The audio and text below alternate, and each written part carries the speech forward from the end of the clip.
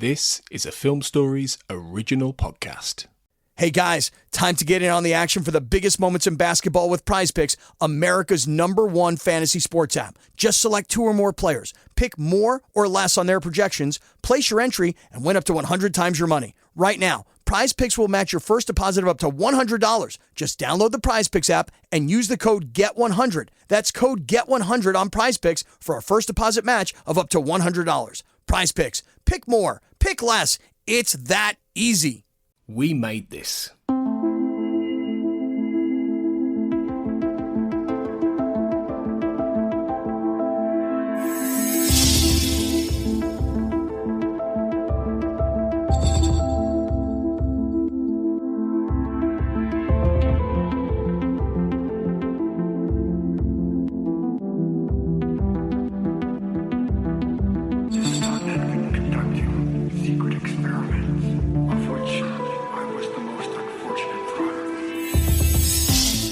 Hello everyone and welcome to the Xcast. The truth is in here. My name is Kurt North and welcome along to our Season 7 coverage of the X-Files.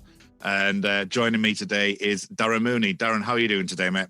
I'm good. I'm really enjoying this place that I've committed myself to for observation. It's been a very busy couple of weeks for, not to date the podcast, but anybody listening will know that I spent 2 weeks in the, the Dublin International Film Festival. I watched 60 films over the space of 12 days. Then I came out and then it was the Oscar nominations. It was the Snyder Cut review day. It was the Snyder Cut release day. It was Falcon and the Winter Soldier. It was St. Patrick's Day. So I'm just like recovering now. I'm enjoying it, kind of check myself in voluntarily, and I'm hoping that everything will work itself out. Well, I have been doing some incantations. I am the life here that liveth in me. Yet shall I live, and I've reanimated you. So hopefully we'll be all right. So listeners will be reassured to know that he's using salt, not the other stuff. Stuff. Definitely not the other stuff. I have no animals have been harmed in this reanimation. That's all I'll say. So we are talking about the X-Files episode Millennium. And that was Season 7, Episode 4. It was written by Vince Gilligan and Frank Spotnitz. And it was directed by, who was it directed by? Thomas J. Wright. J. Wright. Yeah. Which is interesting in itself, which we'll get into. So, let's dive straight into this. We've got a big mailbag because not only is it an X-File episode, it also involves a character called Frank Black from the Millennium universe, which, of course, I've been covering over on the Times Now.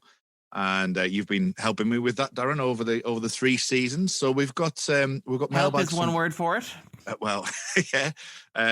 Help, and more help. And so we've got a couple of mailbags in there. There's quite a lot of comments from varying different angles, as you can imagine. Yeah. So what do you make to this X-File episode? Yeah. This X-File episode. From that sense. Well, look, I was watching the X-Files. I was like, who the hell is this Frank Black character? Why do I care about him? Why are we spending so much time with him? Let's get to the real action, the Mulder and Scully kiss at the climax. That's what this is all about as an X-Files fan. That's kind of what we're preoccupied with. That's what the whole episode's building to. Also, there's some stuff involving zombies, but primarily it's the turn of the millennium, Mulder and Scully kiss, and they walk off stage, Mulder's hand draped around Scully. That's really what Millennium is about from an X-Files perspective. I think, if we're actually grading it as an X-Files episode, it's very disjointed. It's very uneven, like a lot of 7-season episodes. Now, this is probably a bit unfair and a bit reductive, but I think when you hit the 7th season of the X-Files, I really like the 6th season. I think we've talked before when I was on with Carl. I didn't get to cover any of the X-Files Light stuff, which is a shame because I love the X-Files Light. I also obviously love the Vancouver era as well because everybody does love that era too. But I think that, the 6th season had this burst of energy that kind of carried it through its earlier, weirder episodes. And those earlier, weirder episodes kind of fit with the show moving from Vancouver to Los Angeles. So no real problem with the 6th season.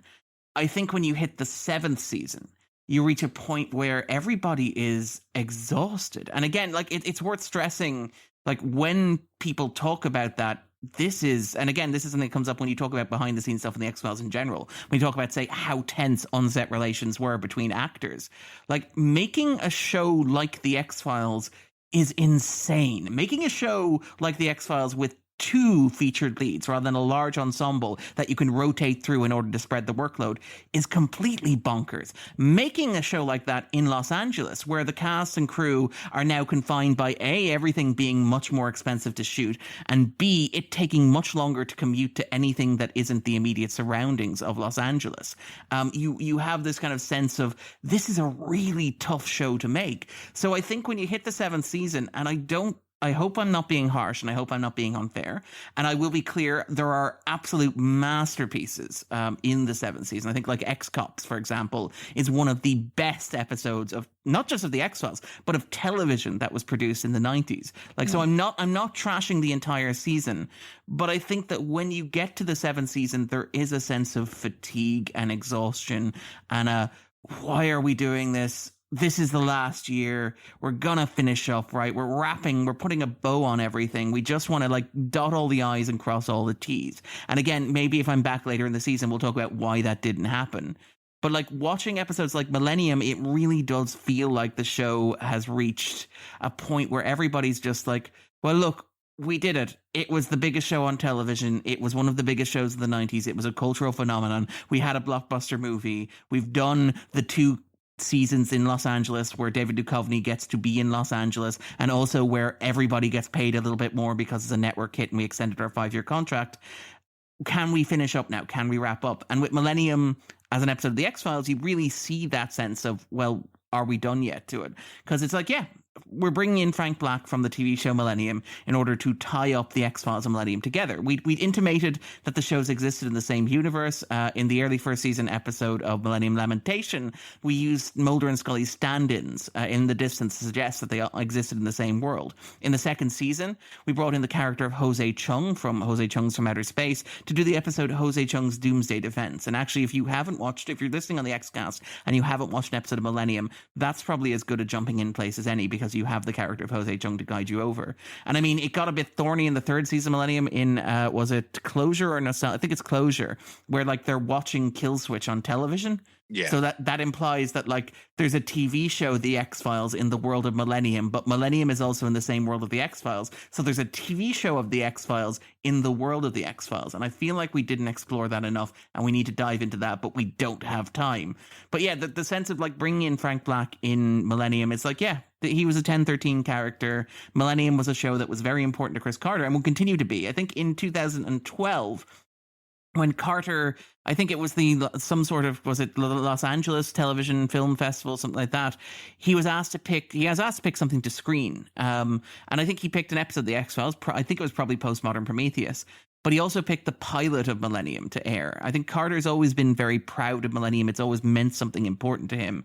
And again, I think that bringing Frank Black into The X-Files is a way of saying, well, look, Millennium maybe didn't register on the cultural, scale in the way that I intended it to. The pilot was absolutely massive, but viewership declined sharply across the, 3 seasons that aired. So putting Frank Black on The X-Files is a way of saying Millennium mattered. Millennium was important. Millennium is part of this world. And so that's kind of it feels like closing a book in that sense. And then obviously the big kiss at the end as well, because, if this was the final season of The X-Files, and a lot of interviews around the time with people like, say, Vince Gilligan suggest that the writers for at least the first half of the season were operating on the sense that this was going to be the final season. Most obvious in the kind of Closure and Simon Z 2-parter, where the show is we kind of need to deal with this before we end. And here you have Mulder and Scully kissing, because obviously a large part of the tension of The X-Files has been from the start the question for shippers of whether or not Mulder and Scully are going to get together. And here I managed to enrage every X-Cast listener by reminding everybody that I'm a shipping agnostic. I'm neither a shipper nor a no-Romo. I think that, if Mulder and Scully get together, that's grand as long as it's written well. I think if they don't get together, that's also grand as long as that's written well either. But I do think that Mulder and Scully kissing is very much something that you have to check off the bucket list. And again, last season you had Two Fathers, One Son, which was look, we know that the feature film didn't actually wrap up any of the mythology or conspiracy stuff, so we're gonna do a mea culpa and we're gonna say, look, we'll wrap up some of the mythology and conspiracy stuff.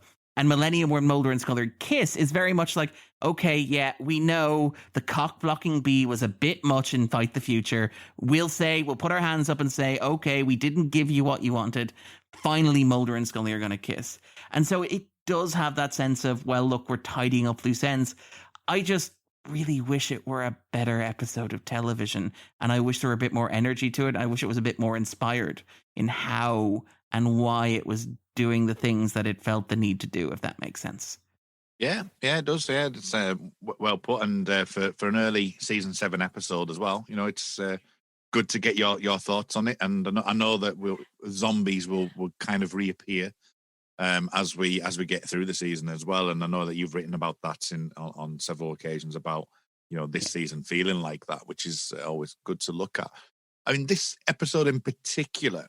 Now, there were discussions about whether or not it should be more Millennium focused, or should it be Millennium in an X-File world. I mean, it is an interesting thing that for those people who are listening to X-Files that haven't seen the finale of Millennium, effectively Frank goes and drives off into the sunset. Glorious sunset with Jordan after seeing what plans were laid out for him, and he basically just runs away, and that's how he's left, and it's left in a really nice. The season itself wasn't actually going to be wasn't announced to be the finale until I think it was around either the day or maybe even slightly after, or just slightly before the showing of the episode. So it was opened for interpretation for a season 4. So they left it a really nice place and could have just left it at that, but it felt that they needed to bring Frank Black in, and there was this discussion had whether or not it should be a heavy Millennium featured episode, or it should be an X-Files world episode. Now, you've alluded to some of the aspects of it, but I think that they probably did go the right way. I do, but I'm similar to you. I'm not as convinced it was written the best for both. It wasn't the best of both worlds, effectively. So, what are your thoughts on that? And then, what would you rate this out of 10? Yeah, I mean, again, this is the thing where I think Spotnitz has said, I think in Back to Frank Black, he said that one of his big regrets in writing the episode, and we should probably actually acknowledge this from the outset, the episode is written by 2/3 of the John Gilnitz team, by Vince Gilligan and Frank Spotnitz, and that's an interesting choice to write the Millennium episode. Spotnitz, to his credit, had written episodes for the 1st and 3rd season of Millennium. He'd done his work on the show. So he was familiar with the character Frank Black and the world of Millennium. However, Spotnitz was never a driving creative force on Millennium. He's intimated, I think, on the DVD special features that he was considered to take over the running of Millennium in its 2nd season, when Fox basically said, look, Chris, you're doing Fight the Future and you're making the X-Files. You need to focus your energies here. You can't run 2 shows and make a feature film and do everything that involves. So you need to step back from one of them, and it's probably going to be Millennium because Fox is very much invested in the X-Files. And obviously Morgan and Wong would come in and would run the show after their kind of departure from the X-Files in the 2nd season, their return in the 4th season, and their, again, departure at the end of the 4th season to do as the Notorious 7, which wasn't picked up, and then kind of came back and ran the 2nd season Millennium. But it feels odd that Carter picked out of a lineup Spotnitz, who, again, really good writer, really trusted writer. Nobody knows more about the world of the X-Files apart from Chris Carter than Frank Spotnitz. So, and he's written some Millennium, but not a lot of it. And then you have Vince Gilligan, who has never written an episode of Millennium. Now, to be fair to Gilligan, he's talked in interviews about how much he loves Millennium. And I don't think that's pure, I don't think that's pure puff or pure advertising. Reading Gilligan's comments, it's very clear that he actually watched the show and has thoughts about it. He's talked about how, for example, the 1st season Millennium inspired him when he was doing Breaking Bad to add more comedy, or add more dark comedy to the drama. Because as much as he loved the 1st season Millennium, it was very, very heavy going. And I have a personal pet theory that I have no basis in fact for, that if you look at Gilligan's work on the early 4th season of the X-Files, say Unruhe, and also Paper Hearts, Gilligan very much seems to be pitching X-Files episodes that could also be Millennium episodes, in that they're stories about profiling serial killers, and they just happen to have a supernatural element kind of layered on top. So I buy that Gilligan was interested in it. It just seems odd that it's like we're putting a cherry on top of like this show that ran for 3 seasons, and we're going to bring in a writer who has never worked on the show or with the characters. And it's particularly odd because like later in the 7th season, you have like Chip Johannesson writing Orison, The Return of Donnie Pfaster. And like that makes us like, like you're going to talk about Orison later in the year. I don't want to derail this by talking about Orison. Orison is an episode that has a large number of problems, but it also like is an episode that, has interesting ideas and arguably is very millenniumistic, as it were, because you have, the return of Donnie Pfaster in the 2nd season in Irresistible. Most people point to Irresistible as like ground zero for the evolution of Millennium, as like something that grew out of the X-Files and became Millennium. So you can kind of see Johannesson writing The Return of Donnie Pfaster as like, well, this is the spiritual endpoint of Millennium. But you do wonder why they didn't bring in Johannesson, who had written episodes for all 3 seasons of Millennium and who had served as showrunner during the second half, or in fact, final 2/3 of the 3rd season Millennium, and had a strong idea of what it was doing and why. It's a very strange choice in terms of writing. And, I can see why you would want this to be an X-Files episode. I can see why you wouldn't want to give Mulder and Scully the week off, even though obviously Gillian Anderson and David Duchovny at this point would probably appreciate a week off. I can see why you wouldn't want viewers tuning into your episode going, who's this Frank Black character? Why do I care? I'm here for Mulder and Scully. And I do wonder if there was something very cynical in the choice to make this the episode with the kiss, because it's like, well, Mulder and Scully fans now have to watch this episode, no matter how much Millennium stuff we put in there. And like, we'll probably talk about it when we get to talk about the episode proper, but it's a really weird payoff. If you look at it from the perspective of Millennium, if you've been following Millennium, if you've been watching Millennium, this is a very strange payoff. I imagine people who hadn't been watching Millennium are very confused by like the episode and the stakes and the logic and the world. And I want to assure those people who have never watched Millennium and are big X-Files fans, Millennium fans are just as confused by the stakes and the logic and the world. Like, the stuff that happens in this episode is not really indicative of Millennium as a TV show. I would argue Orison is more indicative of Millennium as a TV show, but obviously going back to things like Grotesque or Irresistible. So it's a very, very, very strange choice. And I mean, yeah, we'll probably talk a bit more when we actually get into discussions of it, but even the little things, like you mentioned the fact that like the 3rd season Millennium ends with like Frank Black and Jordan literally riding off to the horizon together, like venturing out into the world and kind of like trying to find their space in it. So it's really, really weird where this episode of The X-Files, which is nominally also a conclusion to Millennium, starts. It doesn't start where Millennium ended. It like rewinds slightly, zips off in another direction, adds a bunch of exposition, does a bunch of stuff that theoretically for people watching Millennium are hugely important thematically and in terms of like continuity, and does them in a few throwaway lines. And it's like, no, this character who you followed through Millennium starts in a completely different place than he ended Millennium, which is slightly frustrating if you're watching it as a coda or a conclusion. Sorry, I have very strong opinions about this. You do. But the thing is, I'll get back to your rating in a second. I just want a couple of things I want to mention. Excuse me. So first up, it's just while you were speaking there, I was thinking about the end of Millennium, the episode, the Goodbye to All That, which was the season end, the season 3 ender.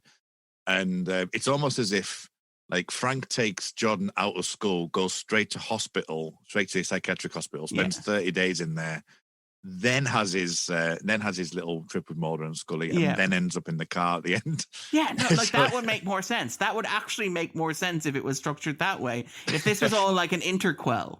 Although that would mean that like when he left the hospital, presumably at like 2 minutes to midnight, it was also a beautiful sunset outside. Well, that's true. Yeah, but with Millennium and Chip, anything's possible. Yeah, that's fair. But also as well, a couple of things that just within the mailbag, Katie Doe actually said this episode in particular, the X-File one, is an episode I don't rewatch unless I'm going to all the way through. I don't have a connection to the Millennium storyline, but zombies really freak me out, and I'm not a huge fan of the kiss. Not an episode for me. But she does. Tony steps in and talks about, I think you'd really enjoy Millennium, because Katie's into like Twin Peaks and the like. And she says, if it's streaming somewhere, I would give it a shot. After hearing for so long how it was much darker than the X-Files, I never had a desire to watch it. If there are more zombies, I'm out. And that's a particular thing, is that this doesn't equate to what Millennium is. But yet, there some are people, no zombies in Millennium. There are no, spoiler alert, in case you're thinking about watching Millennium, I hate to spoil it for you, but there are no zombies in the show. Yeah, so that's interesting in itself. So I just wanted to, while you were talking about that, it came to mind that Katie had said that. But yeah, finally, let's go to rating then. Let's go to IMDb and let's go to what you think of this episode as a rating. Are you able to even pass that, bearing in mind that it is a mixture of everything? Yeah, this is the thing. Okay, so we're going to do crazy number games. I have no basis for this. I don't know. We're jumping ahead. I don't know what the benchmark is for the 7th season of The X-Files in terms of ratings. I have done some Millennium coverage with Kurt for the 3rd season. I know that the final episode there only got 100 odd votes. So I suspect that's going to jump significantly because The X-Files is a much bigger show.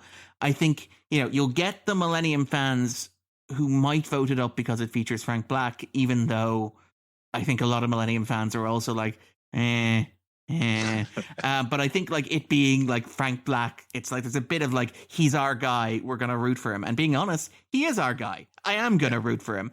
So I suspect it might get a little boy for that. I also think that the shippers are going to love it because of the kiss, because it's important.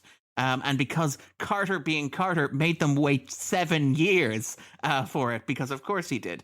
So I think this is probably going to score somewhere around 8.1. Not far off at all. It's dead on 8. Oh, yeah, damn it. From 2,526. Now, bearing in mind that, as you say, Millennium got 192 people voted. Now, we've discussed Millennium on The Time Is Now and the voting, and Chris Knowles thinks that at one point the slate was wiped clean at one point, but it is a different type of show. It's a cult show. It's not what X-Files, the sheer behemoth that X-Files had. So, or even still has, because it was X-Files was remastered for HD. It's now streaming on Stars on Disney Plus in the UK. Millennium is not. I think even the DVDs are out of print. If you want to watch Millennium, it takes an incredible amount of hard work. If you want to watch the X-Files, you can watch it on Amazon Prime here in the UK. You can watch it on Disney Plus. It's readily available even now, 20 years after. So yeah, no, it's a different ballgame. It is, absolutely. What about your personal rating then? I think you're skirting around it, Darren. I am skirting around it. I mean, probably a 3. Right, which is very low. I know, and I feel really bad because I'm trying to say some nice stuff. I'll try to say some nice stuff, but yeah, it's a 3. I'm afraid. Sorry. Okay. I'm not as bad as that. I think I would probably. I think, given the Frank thing, I'd probably say he is our guy. Yeah, he is our guy. It's a 6.5 for me. It's bearing in mind that going back to the whole Millennium thing. I know that we'll keep jumping back to this. That I vote very similar to the way IMDb scores. I think that 10-13 shows generally are a 6 to 10 full stop, and 6 is quite low for me. It's above average. It's all right. For example, I'm not a huge fan of the new Falcon and Winter Soldier, which just came out this week at time recording. I gave that a 6 out of 10. So it's it didn't worry me. It didn't. I didn't think it was bad. But there is an episode of 10-13, which is the 13 years later, which is an episode which involves Kiss, which is probably the worst episode of all time of 10-13. If not television as a medium. Yes. I think I gave that a 4. I gave it a 2 out of 10. Yeah. Ironically, my other half was watching, has been rewatching Ugly Betty, and Gene Simmons is on it. And I was like, oh. I was like, no, it's reminding me of Millennium. Leave me alone. So I gave that a 2 out of 10. So yeah. But let's jump into this episode then. Let's start from the beginning, see where we end up, and let's go and do that now.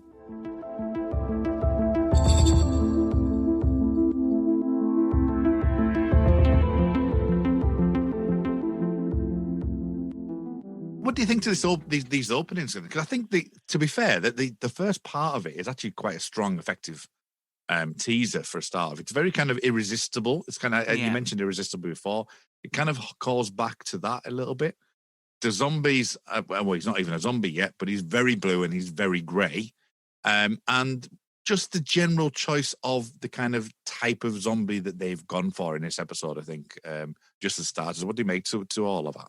Well, I mean, yeah, again, like there is something very irresistible in it. I mean, Mark Johnson is a death fetishist. Thank you, broadcast standards and practices, for that.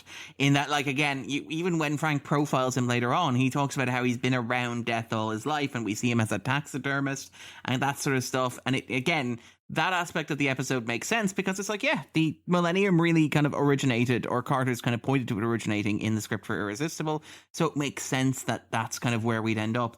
And it is kind of creepy. It is atmospheric. The cell phone in the coffin is a really lovely touch. It's like, and again, it's one of those things that is like proper good X-Files horror, because, you know, that like famous Buried Alive thing where they would tie a string to the toe and it would ring a bell in the graveyard because people are so afraid of being buried alive.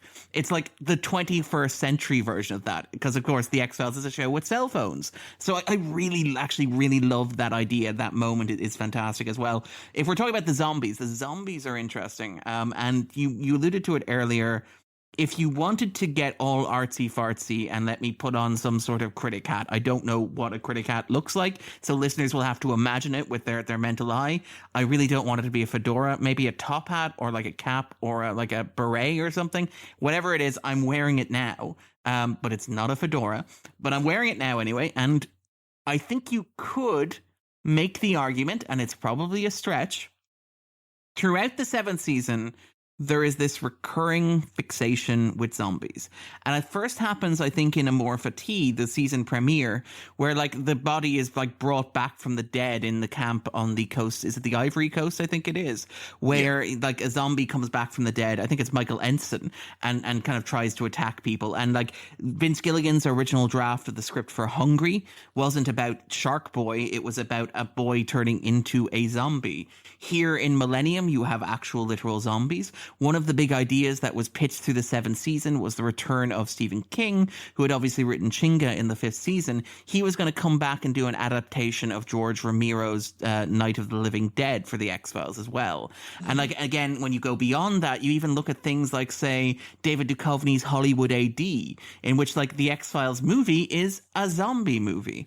And if you wanted to extrapolate and generalize, and like, again, it's also worth pointing out that, again, mild spoilers, I don't know how many people are watching the show for the first time along with us. So I'm going to keep this vague, but guys people who know, you know, in the 8th season, there will be a retroactive piece of continuity that affects the 7th season, revealing that a major character was arguably the Walking Dead for a significant stretch of the season. It's one of the clumsiest retcons in the 8th season, and I love the 8th season so much. But again, there's this sense of like the Walking Dead permeating the 7th season. And part of me wonders, like, is this the show dealing with the fact that it is itself arguably The Walking Dead? It's kind of shuffling along.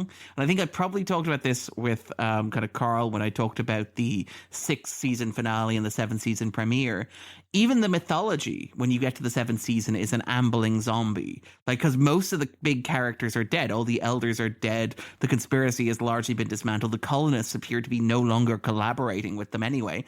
But they're still, like, operating call centers. There are still people picking up phones. There's, like, a weird moment in Amor Fati where there are, like, cops and doctors hanging around like actors, just waiting for stuff to do between takes, because the mythology and conspiracy is just kind of spinning its wheels at this point. And again, you could arguably read that as a metaphor for a show that many people expected to end this season. And again, it's worth pointing out the reason why so many network shows, say, think of all these Star Trek shows from the 90s, Star Trek Next Generation, Star Trek Deep Space Nine, Star Trek Voyager. The reason why those shows tend to run 7 seasons is because the initial contractual option for an actor in 80s and 90s television was 5 seasons. So when you got hired for a show, you got hired off the bat with a contract that said, we will pay you X amount of money for 5 seasons.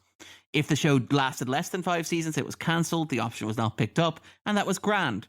If the show managed to hit 5 seasons, and not only hit 5 seasons, but be successful enough that the network didn't want to cancel it. What would typically happen is actors would sign extensions to their contracts, and they would crucially get paid lots of money. So like when David Duchovny and in particular Gillian Anderson signed up for the X-Files in the first season, they were both relatively unknown actors. I mean, Duchovny had done like the Red Shoes Diaries and stuff like that. He'd done Twin Peaks, but he was not an A-list actor of himself. Anderson, I think, only had a handful of screen credits to her name. So they were very cheap for those 5 seasons. When Fox came back and it said, well, look, the show's a hit. It's hit 100 episodes. We're not going to cancel it. We want it on big screens and on television at the same time. Like for Duchovny and for Anderson, that was okay. Re-up, renegotiate. The show is a hit now.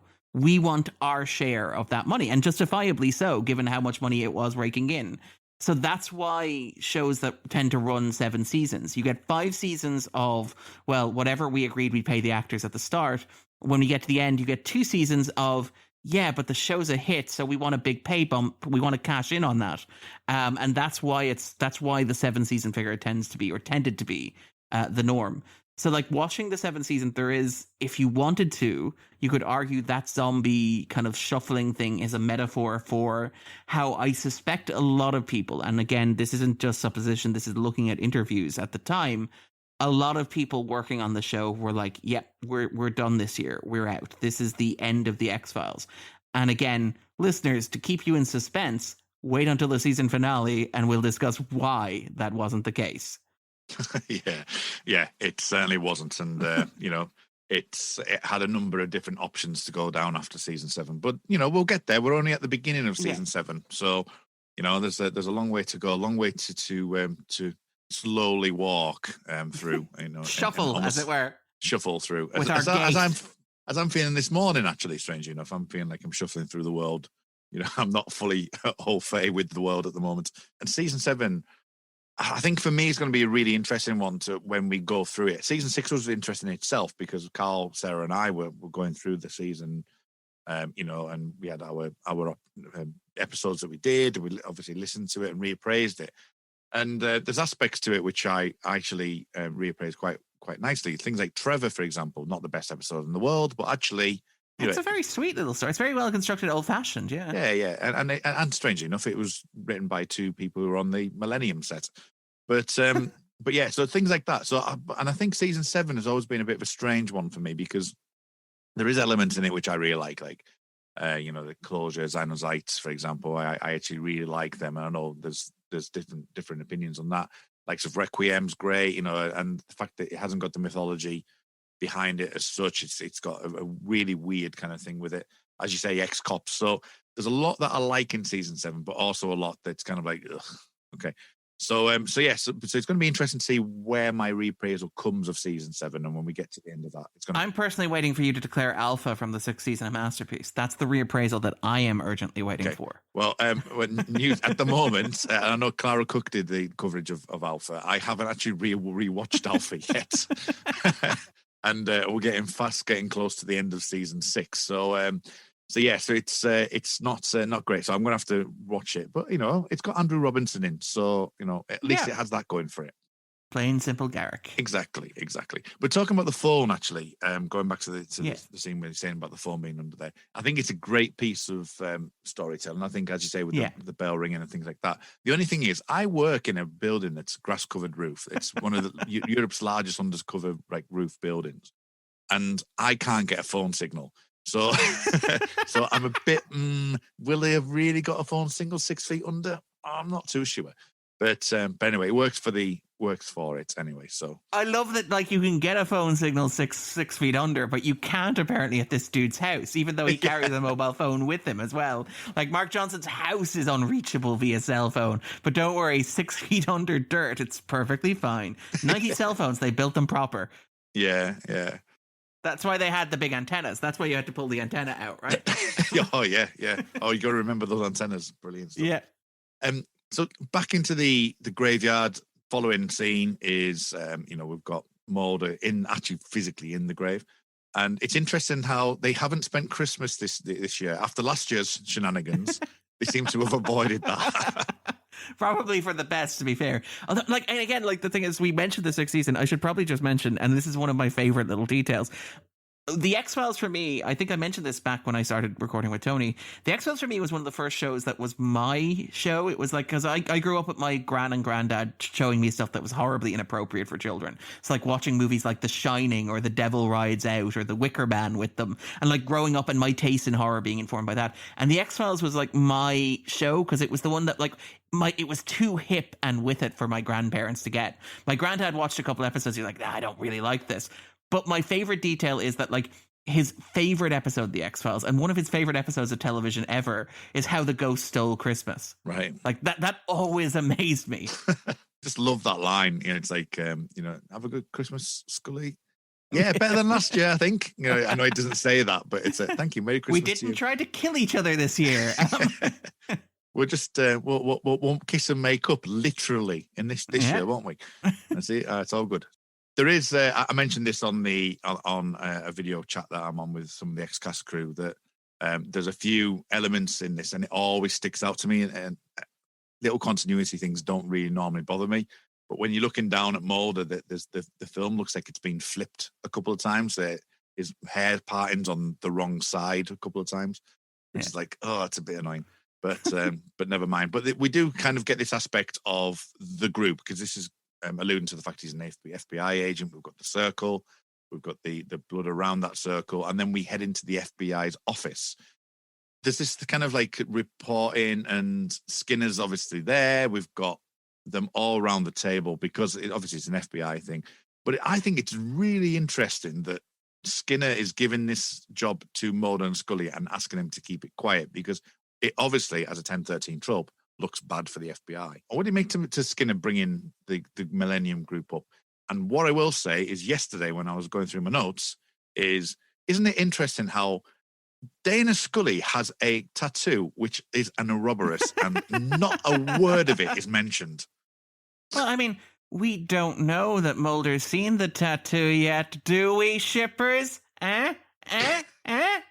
Just saying. I mean, I don't think Scully's going to casually bring it up, in conversation, particularly given how that episode ended for the two of them. Yeah. I mean, I feel like maybe Scully feels a little bit uncomfortable in that scene, but it doesn't really come up. I feel like it's something that maybe happens like all things. I feel like it's a conversation that happens after all things. I feel like now you can kind of just about get by and be like, maybe Mulder knows about it. Maybe Mulder doesn't. He's not going to mention it in front of Skinner.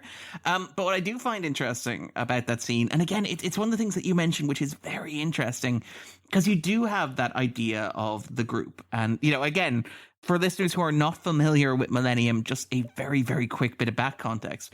The Millennium Group was introduced in the first season of Millennium as a counterpart to the Academy Group, which is exactly what Scully mentions. It's a group that consulted for local law enforcement to help solve crimes, freelance former FBI agents.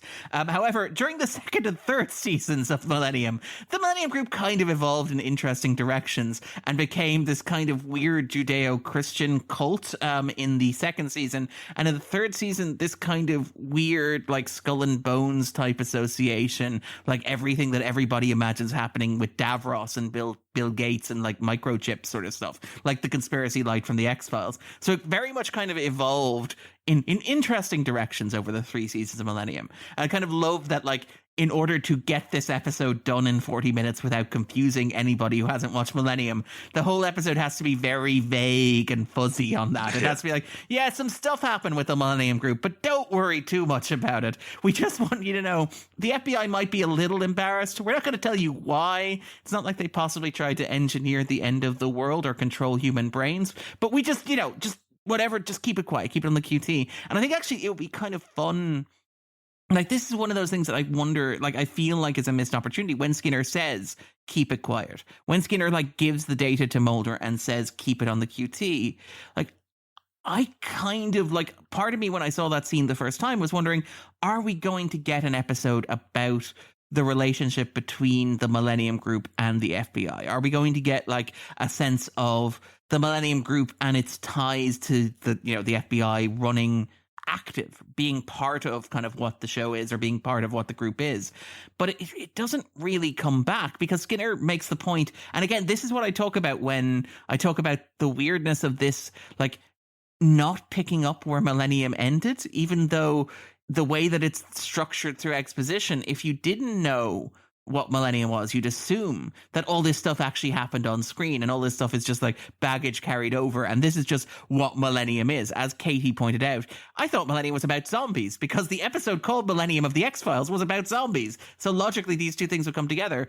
Things like, say, Skinner pointing out that the group disbanded several months ago, and it's like, that's not where Millennium ended. Like, that's not at all. There's nothing in like the finale of Millennium to suggest that. If anything, and again, sorry, apologies to X-Cast listeners who are not familiar with this, but very broadly speaking, the third season finale of Millennium ended up with the idea that like the Millennium group had infiltrated the FBI, and one of their members or somebody associated with them or somebody who was perhaps involved in a complicated relationship with them had taken command of the violent crimes unit.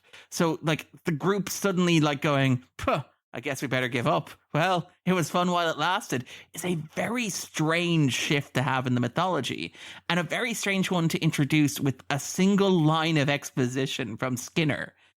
It's a very strange choice. And again, I get why they made it. Like, you want to minimize how much, like, the X-Files is already at this stage a complicated show with some mythology and conspiracy theory. And, like, you know, the sense, I think with the 6th and 7th season, Carter's talked about the challenges in a show that had been running that long in making it accessible to new viewers. So you really don't necessarily want to add more baggage from another show on top of that. But also, it's just really odd that the show goes, by the way, the Millennium group that organized, that was responsible for so much over 3 seasons, 60-odd episodes of this other TV show, they kind of just called it quits. That's it. They're done. Donezo. Yeah. You know? Yeah. And it's a very odd choice. You don't get why. You never find out why the Millennium group disbanded. You never find out, like, what happened that they were like, yep, that's it, we're done. Mm. You know? It's very strange. I mean, in my personal headcanon, I'm not necessarily believing that happened. I think the Millennium Group may well have stopped their FBI involvement because they've got Emma, who's the main character in season 3 of Millennium, in place to have a controlling feature, and they're just not being as overt as they have been. They have been known to be, a secret cabal of Illuminati type people. So you could take it from that. And one of the things I was going to ask you, and it's probably a good point to ask here, is what Millennium did in its second season was it divided the group out. So you would have, rather than rather than the syndicate had one main focus of colonization is about to begin, that we need to do what the alien colonists have asked and create an alien human hybrid to survive the coming apocalypse. And then it would build in the rebels and stuff like that later on, in that they're infiltrating the syndicate and how that would all work in the X-Files. With Millennium, you've got this idea of owls and roosters, that there's a split in factions of some that believe in a secular end of the world, that you'd have Millennium in the third season talking potentially about, it's not so much about the end of the world, but the end of culture. And the end, and the way that people perceive the world more than a literal end of the world. So there's a lot of like nuances within that. So for example, some of the group believe that the end of the world will be from a gravitational wave that's going to hit us in 70 years, for example. And this episode does that as well, because it says a schism within the group. So kind of the religious aspect of the group, that are wanted to bring about the literal end of the world, the literal fog. Horsemen of the apocalypse. So I just wondered, from that point of view, it kind of fits, but at the same time, it is kind of like it's nothing really to do about the group as such. And that way, that's why it kind of alienates everyone that it's trying to please. Yeah, that's it. Like, I mean, you could, if you wanted to like construct a Millennium mythology, you could argue that these guys are basically the roosters. And again, this is all very confusing to people who have just tuned into the X-Cast and want to hear us talk about Mulder and Scully kissing. But like things like you mentioned, the owls believe in the secular apocalypse. The owl believe that it's still night out. The roosters want to crow at the dawn and believe that it's going to be the turn of the millennium that will signify the end of the world, the apocalypse, the great change that's coming.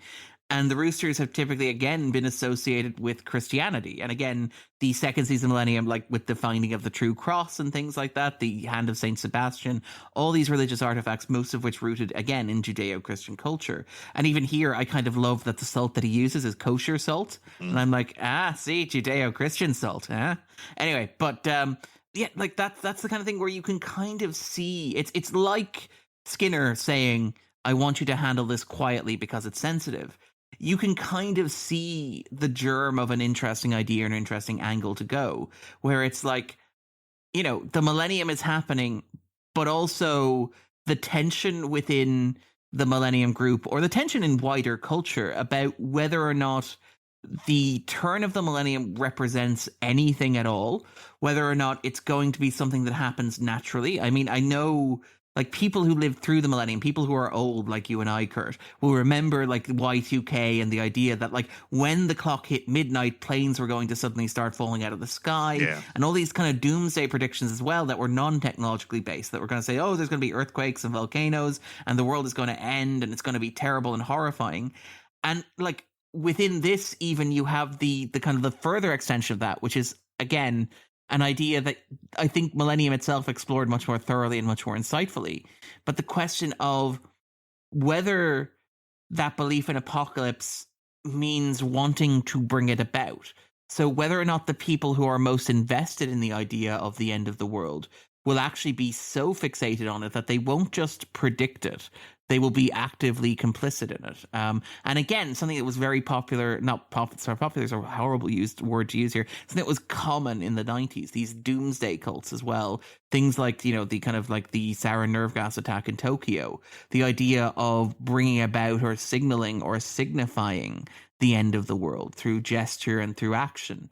And so here, like, you have the character of Mark Johnson, who is theoretically bringing about the end of the world by rising or, kind of reviving the Four Horsemen.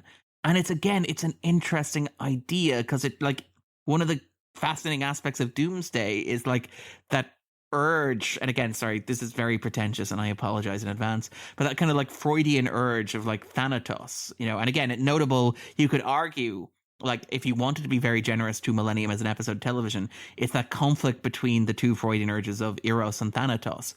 Eros being love and Thanatos being death.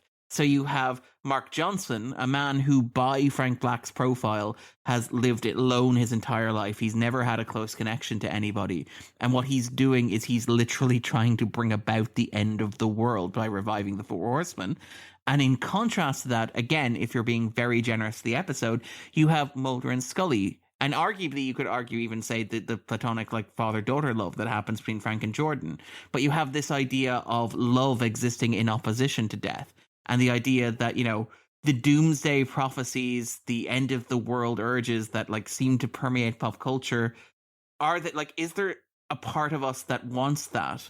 Because we are afraid to love, as corny as that sounds, because we are afraid to embrace the idea of connection with other human beings, which again is a very X-Files, very Millennium theme.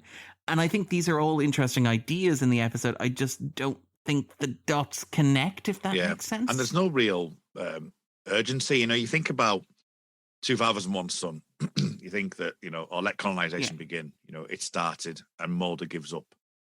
You can see that, when it comes down to it, when it boils down to it, that, Mulder is giving up because it's pointless. There's just no way around it. It's happening. There's no way he can stop it from beginning. And you can understand that apathy. With this, there doesn't seem, it's like, by the way, the end of the world is happening in 14 hours.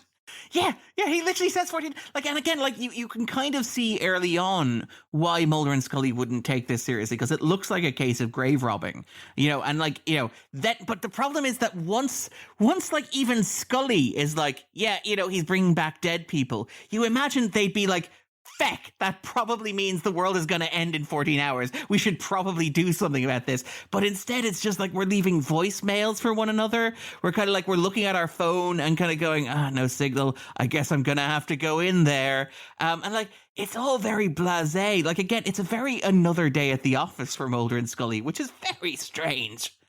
Yeah, it does. It doesn't really land for me. That's the one thing. It was like, it doesn't make much sense. Also, as well, what I wanted to discuss before we get the Frank and Mulder and Scully meeting is with regards to the story itself, the fact that it has these religious overtones in it, that it's, it has that Millennium kind of feel to it. And Scully being the religious one, it doesn't seem to lean that way either, which I find is quite interesting. It's very kind of, Scully does see the literal raising of the dead and reacts to it, but reacts in a very non-committal way. And it's just really interesting that we don't seem to have, apart from a small discussion between Scully and Frank at one point, we don't seem to have any of that real kind of depth in conversation about what that entails. Yeah, no, it is kind of like mildly frustrating. And again, it's one of those things that happens recurrently in the 7th season, because by this point, like, Scully has been wrong over 100 times. And Scully's original role in the X-Files was to debunk Mulder. Narratively speaking, her job was to say, well, look, it's kind of scientifically plausible if you squint slightly. But the problem is that, like, after 6 seasons of that, there's only so much you can do with the character. And I think, like, to be fair, I think it is an interesting arc in general over the 7th season, and particularly in the 8th season. Like, Scully's arc in the 8th season, as she kind of tries to figure out how to be Mulder and how to believe in the way that Mulder does, is one of my favorite parts of that season. But in the 7th season, you have this weird dynamic where it really just seems like Scully's kind of given up and decided to roll with it. It's like, yep, I saw a man brought back from the dead. It's exactly what Mulder said it was. I can't really explain it. I'm not going to try. Let's just go with it. And it's a very strange, particularly when you compare it to things like, was it Kaddish, where they're explaining how a book can catch fire and Scully is into it. Scully's like, yeah, but you see, if the liquid soaked through, the exposure to oxygen could have sparked. It's like, yeah, that's the Scully I'm here for. And it's like, by Millennium, it's just like, I don't know. Don't ask me. This blue human being took 3 rounds to the chest and he's all right. Yeah. So, yeah, it is rather strange. I mean, as I say, I'm surprised that they didn't deal more with Scully and her religious side of things with it. I think it would have been nice to see that. But again, you've only got 45 minutes. You've got an additional Frank and the like. So when Frank and Mulder and Scully meet, I keep alluding or keep thinking back to the way that Mulder is in space, because he obviously has deep respect for Frank. He didn't see him during his time as Vicap. He left before he got there. But he obviously has, a clear respect of him. And it's almost like he's meeting his hero, because he even says, you were not the person that I thought you were going to be, and things like that. And I thought that was and even some of the questioning that Mulder has, it's kind of like, he's questioning a suspect, or he's questioning someone who is obviously gone through a lot, which Frank has. He's been, I think he argues in 13 Years Later, in that episode that I absolutely love, that, he's going to have his 3rd mental breakdown, and potentially he's on 4 now. Yeah, this is his 4th, his 4th mental breakdown.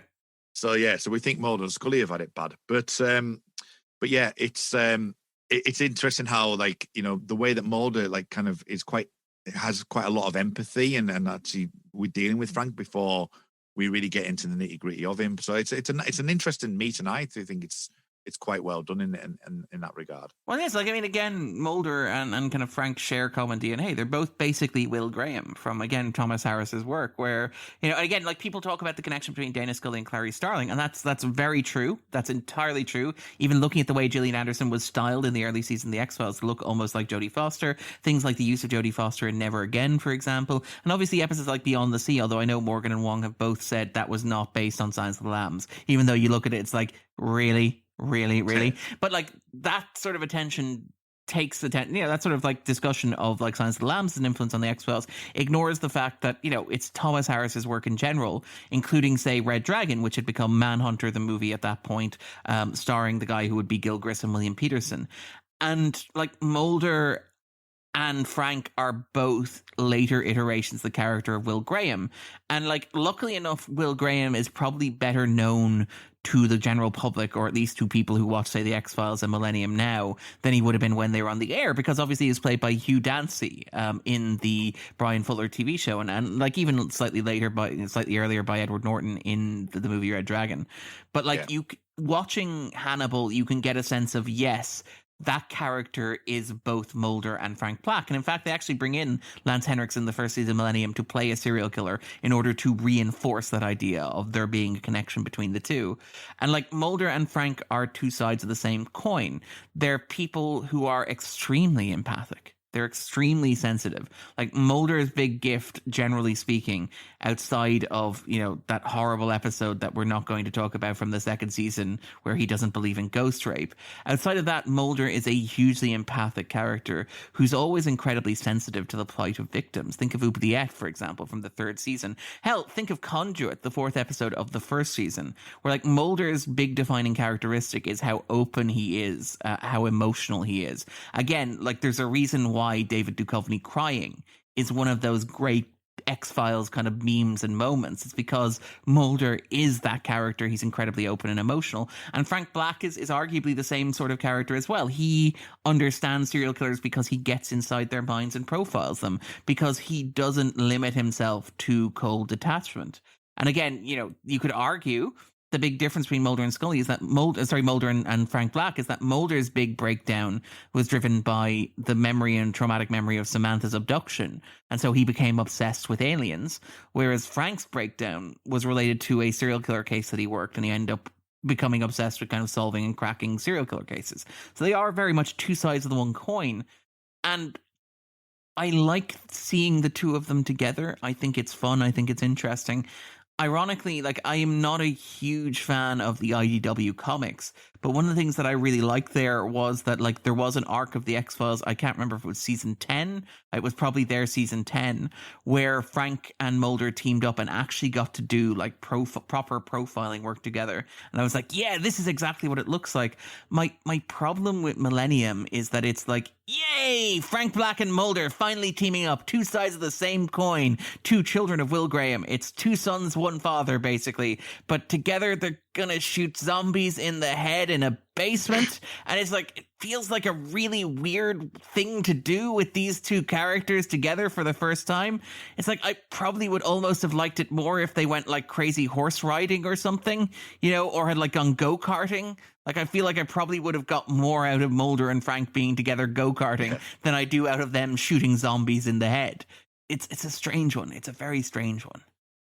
It is, and you think to, later seasons when, we've got Doggett coming in, and, a lot of people would say that, I know I spoke on Twitter recently and somebody had said that, would have liked to have seen a Doggett and Frank combination. And Doggett, he's very kind of a different type of character, but he still has that element of, a de facto Frank in some ways. Well, the performance is much closer. Like, Robert Patrick's performance is much closer to Lance Henriksen's. Duchovny's is very different. Duchovny's a much more expressive. I think it was Glenn Morgan, who obviously worked as a producer and writer on both Millennium and The X-Files, talked about how, like, the big difference between the shows was the difference between how Duchovny and Henriksen approach the craft of acting.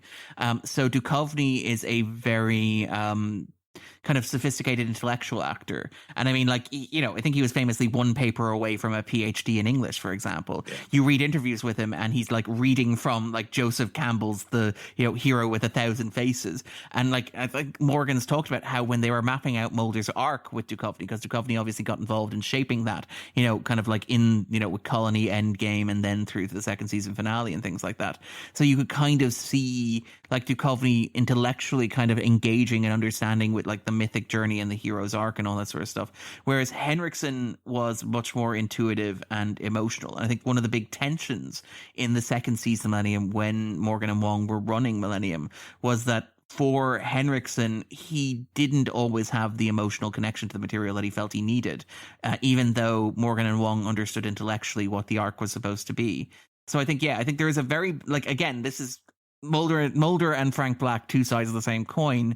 The similarities in terms of like originating as, Will Graham Mark II, but the differences in terms of how different the energy of those two actors is. Duchovny and Black are worlds apart in terms of performance, which I think makes it more interesting to put them together. I would love to see Doggett and Black team up, if only because I love Doggett and I want more Doggett. I would watch Doggett solve crimes with a dog, like an actual dog and Doggett. I would watch that show because I love Doggett so much. It'd be called like Doggett Pursuit or something like that. It'd be fantastic. Fox, Disney, get on the phone. Come on, you can give me an 8-part streaming series for this. But like, I think that if you had Patrick and Henriksen together, I wonder if their performance styles may be kind of too similar, if that makes sense. They give off the same energy. Yeah, so what about Frank Black then? Because we're talking about, the fact of the different character traits of the actors and the way that they approach it, but also Frank's, if there's anything going from a continuation of Frank, it's his relationship with his daughter Jordan. He doesn't want to get involved in this. He's having to. Scully brings it up that he's having a custody battle with them, and the fact that Frank does not want to do that, but at the same time, he mentioned the 1st and 18th, moment just to get the Book of Revelation out there so that Mulder can catch on to it as a little arcane hint. So the fact that he does it, he wants to help. Frank does want to help, and even he accepts himself that the fact that he has taken the Millennium group over his daughter, and that's the one thing he doesn't want to do. I think that's a nice little touch within this episode that works to a degree, but I don't know how much it would really land for those people who haven't seen Millennium. Yeah, because to them it's just like, oh, it's a daughter. Well, of course he's gonna have his daughter over, but you don't know the backstory to Frank, so I'm not sure how it would land for people who just watch the X-Files. It's that old joke, it's that joke that people said about Tenet, where where the characters are explaining, oh my God, the world is going to end. And then Elizabeth Debicki's character says, that includes my son.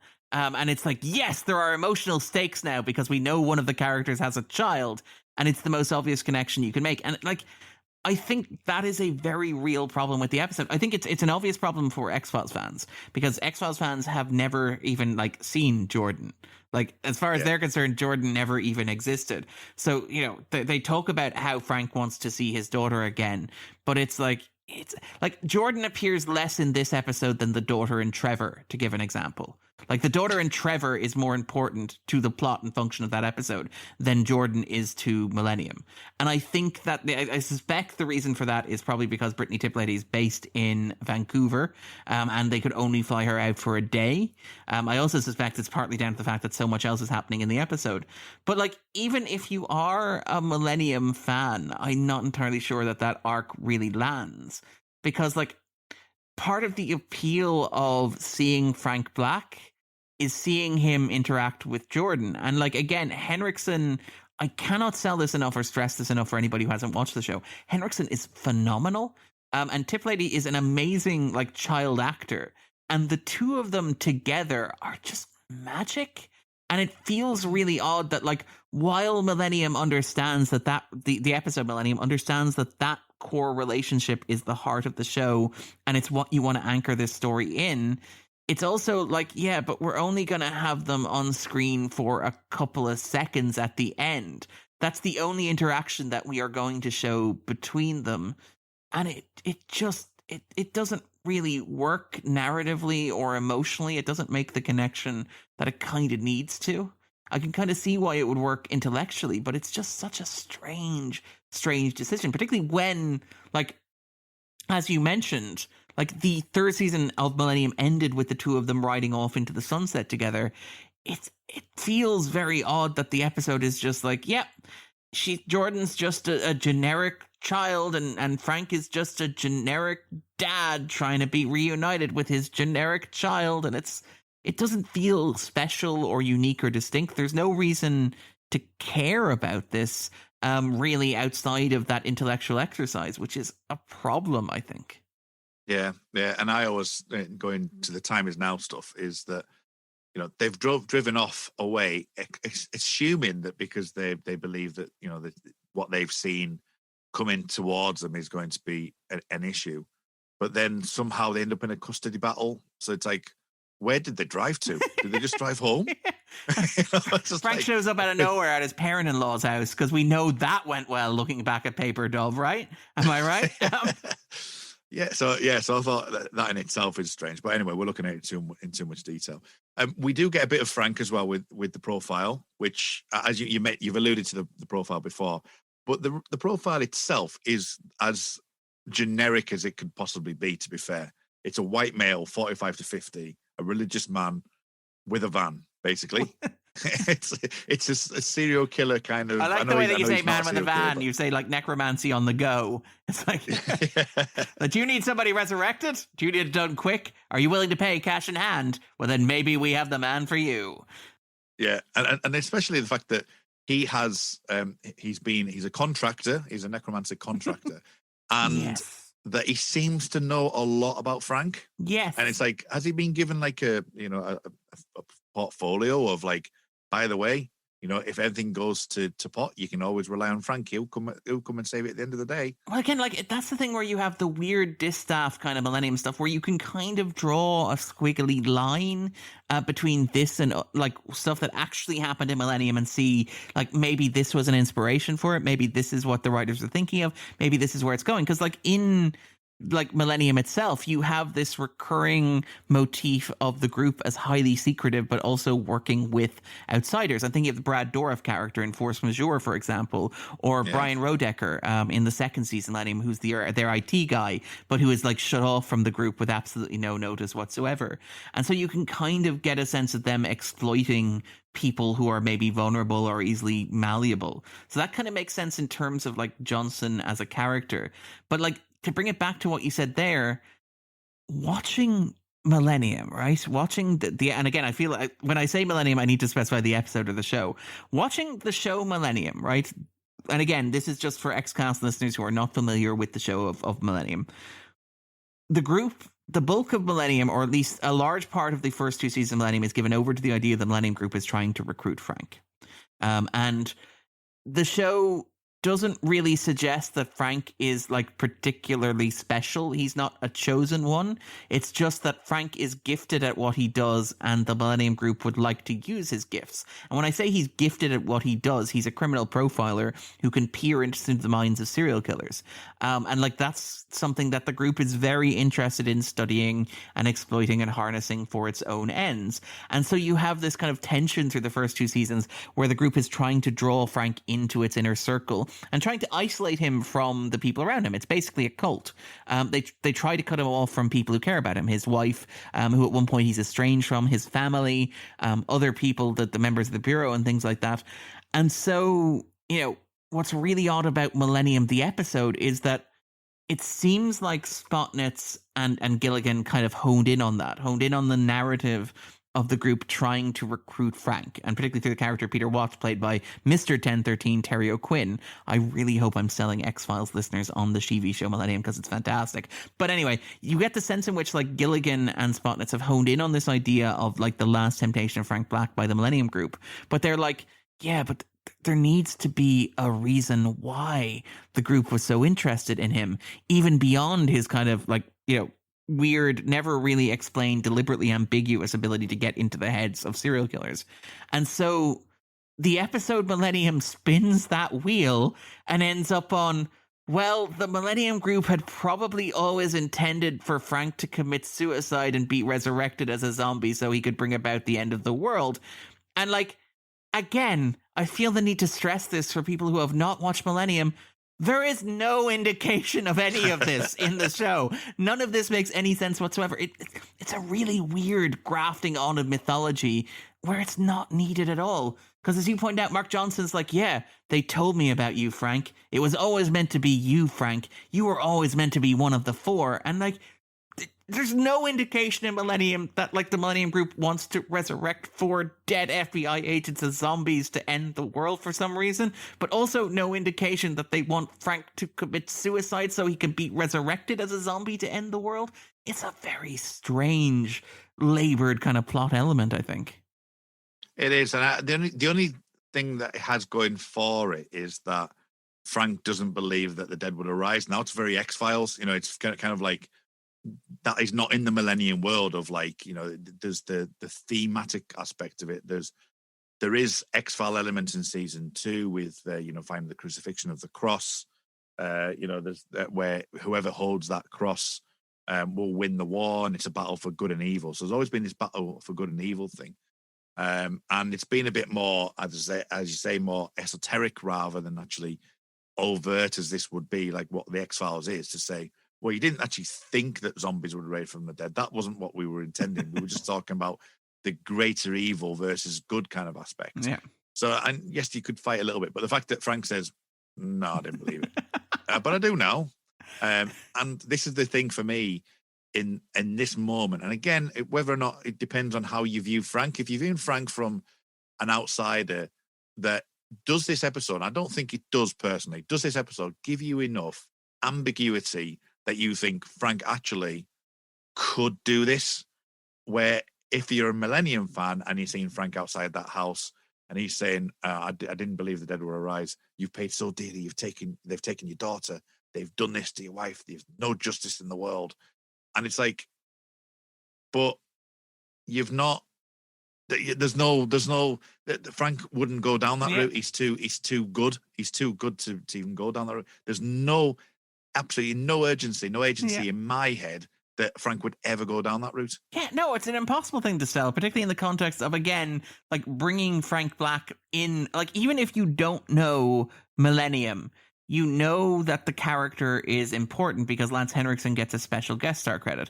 Even if you didn't know Millennium was a TV show, you probably get the sense that like Frank Black is a character from something else as well because of the way that other characters kind of talk about him and the way in which like he's introduced with Mark Snow using a theme that sounds like a show that isn't the X-Files. Spoiler, it sounds like Millennium. But even if you didn't know that, you'd still be like, yeah, those violins are a very odd mix on the X-Files soundtrack.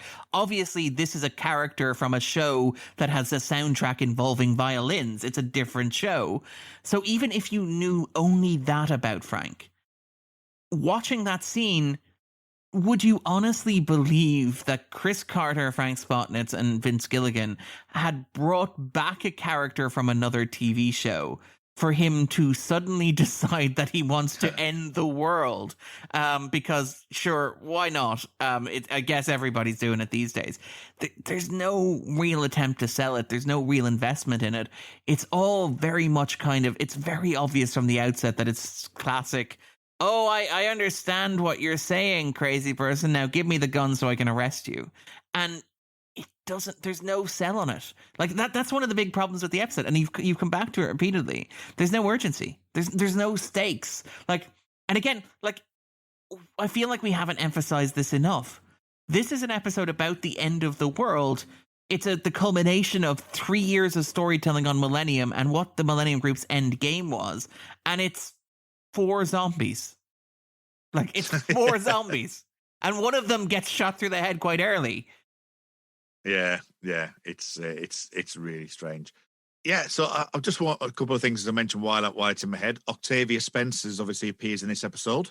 As Nurse Octavia! As Nurse Octavia, which was quite nice. I used that in the quiz, going back all the way back to that 24-hour question thing, and Tony didn't get it. I was quite surprised. I want to believe that was a throw it in from Henriksen. Like, I like the way in which, because it's just like, she's Octavia Spencer, she's playing Nurse Octavia. I like to think that Lance Henriksen was just like, you have a first name, it's your first name, I've decided it, that's the line. Yeah. And that shall ever be down as what he did. And the end scene in the basement, which is kind of like, I can imagine this being in the heads of, this is where we want to get to. This is the image of Millennium that I want to see, being that you've got a sandy basement. I don't know how American basements work. I really don't. So that you've got within that, you've got these, is he storing them there? Is that the situation? How did they resurrect at that point? The kosher salt is really just to help preserve the meat. Really, it's also good for like circles and summoning circles and protection circles and things like that. But it's also just really good when you have zombies for making sure that the meat doesn't go off. Yeah, and I also do like the Matrix shades that Mulder's wearing when he gets to the house as well. I thought that was quite good. But so Mulder ends up, and it is quite effective that Mulder's actually within the salt circle. And I think it will go amiss of us not to mention the very fact that he does taste it at one point. because he has to. But that's Mulder. That's how Mulder works. Like that. Also, like, I mean, I don't want to tell any law enforcement professionals who are listening to this their jobs, but don't do that. Don't do that. I mean, I'm wondering, did he taste the goat's blood? Yeah. That's my question. And was he able to tell the difference from taste? It's like, it's blood. It's definitely blood. Some sort of mammal. Could be a cow. No, goat. Yep, definitely goat, bud. Yeah, I'll just check my my pH scale on my tongue. Yeah, that's the one. Yeah. Oh no, I might have to put that into my mind computer. So he ends up down there, and Frank actually comes down, and Mulder says, "You armed?" And Frank goes, "Oh yeah." It's like, where did that come from? That's the version of Frank Black from Like Jose Chung's Doomsday Defense. It's Rocket McGraw. Rocket McGraw doesn't have time for zombies and negative thoughts. He just has a gun and he's ready to go. And again, this is the thing where you mentioned the weirdness of it, because again, you can see that weird zigzag line between, like, again, this feels like somebody's fever dream memory of Millennium, having caught it on TV at like 3:30 in the morning and like drifting off halfway through. Like, as you pointed out, the basement is fundamental to what Millennium is.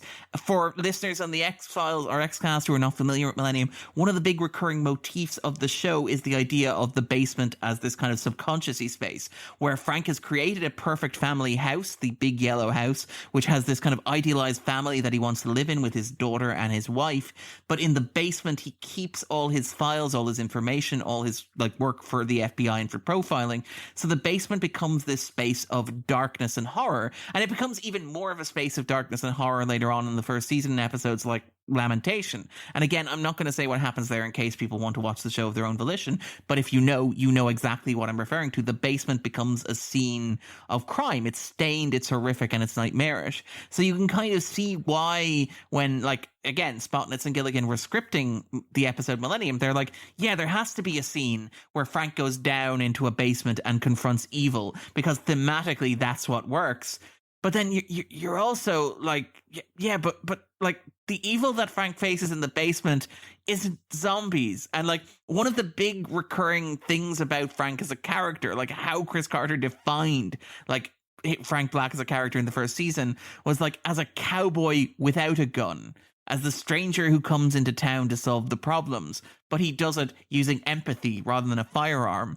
So it's really strange that it's like, we're going to get Frank in the basement, and then we're going to have Mulder ask him if he has a gun, and he's going to say, oh yeah. Yeah, and especially because as at the beginning, it was like Frank doesn't have a gun. He talks his way out of situations. Yeah. You know, he'll talk to the people that are very evil and like understand them rather than actually shoot them. And like in the second season, when he takes the gun, like when he starts using like weapons in the second season, so like knives and guns and stuff, like it's a sign that Frank is unbalanced or in a place where he is volatile, and like it's a sign that Frank is not healthy. Whereas here in Millennium, it's like Frank Black's back, baby. Let's shoot some zombies. Yeah, again, you're waiting for him to take out sunglasses and put them on, even though he's in a basement. It's like, finally, I can cut loose. Well, I suppose the gun is quite Western. I'll give him that. That is fair. I'll give him that because it is a revolver. Maybe it is a revolver. Yeah. So I suppose he could say that this is his final hurrah and like, let's go do this. Let's finish this off and kill those zombies. There'll be no more zombies in the valley. So it shoots him in the head because that seems to do the work. If anyone's seen any zombie movies, then or TV show, shooting them in the head tends to work. It's an actual line, I think, from Night of the Living Dead. Shoot them in the head, it seems to stop them. Shoot them in the head, that's a sure way to kill them. I'm very disappointed that Mulder never actually said by removing the head or destroying the brain. I'm really disappointed they couldn't work that into the script. That comes to the end of the world has hopefully been averted. That was it. 4 people in a basement, six beings in a basement. So and that brings the episode to the end. Oh, sorry, no, there's something else that happened. must talk about this. Wow. And I thought I upset shippers earlier on. Well done, Kurt. No, right, okay. So this is where I say, as I do lean towards more of the agnostic. I must admit, I do say I'm an Oromo.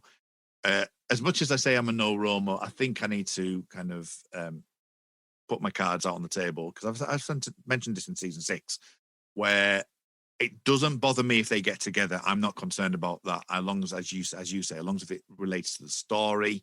And I'm a big mythos person. I enjoy the kind of mythology of the show. And as long as it doesn't get in the way, it doesn't bother me. If it happens off screen, great. If it happens on screen and there's a reason for it, fair enough. I just don't want to see it a lot of the times. Like, I just don't want to see it. Do they have to do it in front of me? Yeah, they have to. Whatever Mulder and Scully choose to do in the comfort of their own bedroom is their own business. Exactly. And I do love bits, and I've mentioned this in season 6, things like Triangle at the end when he says, I love you. I love those bits. I think that, the kiss in Triangle is so much better than this one. And I get why they've done it, and, but it's just like, and I put my head down and go, okay. I mean, and what's really frustrating for me is the way in which the episode just kind of basically tells Jordan and Frank to feck off. And it's like there's a way like, oh, you're united. That's fantastic. Daddy and daughter back together. That's really great. Now get out of the fecking room so we can have the big kiss moment. Yeah. So what do you make to, if we're going to go down this route then, what do you make to Mulder and Scully's relationship at this point, up until this moment? Up until this, well, again, like, one of the things I know that you kind of say that you're happier when it's kept off screen. Again, I don't mind if it's not off screen, as long as it's kept, as long as it works. And one of the things I actually really like, and I know this is, again, Darren continues to upset X-Files fans, one of the things that I always really liked about Mulder and Scully was the way in which it was deliberately ambiguous as to whether they were, whether they weren't, when they started, when they stopped, and all that sort of stuff. So, like, you could watch the X-Files and believe that, like, off screen, the two of them were doing all sorts of stuff to each other, and like just coming into work the next morning and like it was no biggie, let's not talk about it, that sort of stuff. And again, in the context of the 90s, when you had a bunch of stuff happening in culture where people were beginning to realize that, that like life and fulfillment and like romance didn't always have to conform to the nuclear family where it's husband, wife, 2.4 children. It could be, gay couples. It could be polyamorous. It could be no strings attached. It could be friends with benefits. You had this idea creeping into the mainstream in the 90s. And I really liked that aspect of the Mulder and Scully relationship, because it felt like a very 90s relationship where it's like, we might be doing stuff. We might not be doing stuff. We're not going to put a label on it. It's none of your business. It wouldn't matter if we were or if we weren't. I really liked that aspect of kind of like the Mulder and Scully dynamic across the show's run. My headcanon is that they were probably doing it around the 5th season. That's the point at which, for me, it probably really kicked off. And again, that's largely because the show starts really leaning into it in episodes like Detour, for example, where you have like them talking about agents sharing the room together and Mulder being, oh, don't try any of that tailhook stuff with me, because it's the 90s and we could joke about that stuff apparently. But like you kind of have that sense of them being flirtatious with one another, them being playful with one another, things like Mulder's jealousy of Luke Wilson's character in Bad Blood, for example. So in my own personal headcanon, you have the trauma in the 4th season between Mulder and Scully, and you have obviously like everything that happens to Scully in the 4th season with the cancer diagnosis and all that sort of stuff, and the problem that happens with her relationship with Mulder in Never Again, where that kind of breaks down. And you have even like, outside of that, you have the themes and the ideas of kind of like motherhood and family in like Home, where like Scully's confronted with this monstrous idea of like a recognizable family unit with a mother and children, but it's a place of grotesque abuse and horror. And so Scully reacts to all of that and says, no, I don't want that. I want something else. I want something more freeing and more liberating and less conforming and less kind of labored. And you have Mulder and Scully, to my imagination or my reading of the show, in the 5th and 6th season, kind of probably going at it like rabbits off screen and just like never really processing it and working through it, because Mulder is like not a functioning adult in many senses, and Scully is like dealing with a whole bunch of stuff on her own that she needs to work through. So the two of them being genuinely happy together, and things like, the 6th season, The X-Files Light, being a Mulder and Scully romantic comedy. Like The Rain King is a romantic comedy with Mulder and Scully in it. Triangle, as you pointed out, is a farce with Mulder and Scully in it. And that stuff, I actually really, really like that stuff. And I think, and again, this is a separate discussion, and I'm sorry we've derailed the Millennium episode podcast into it.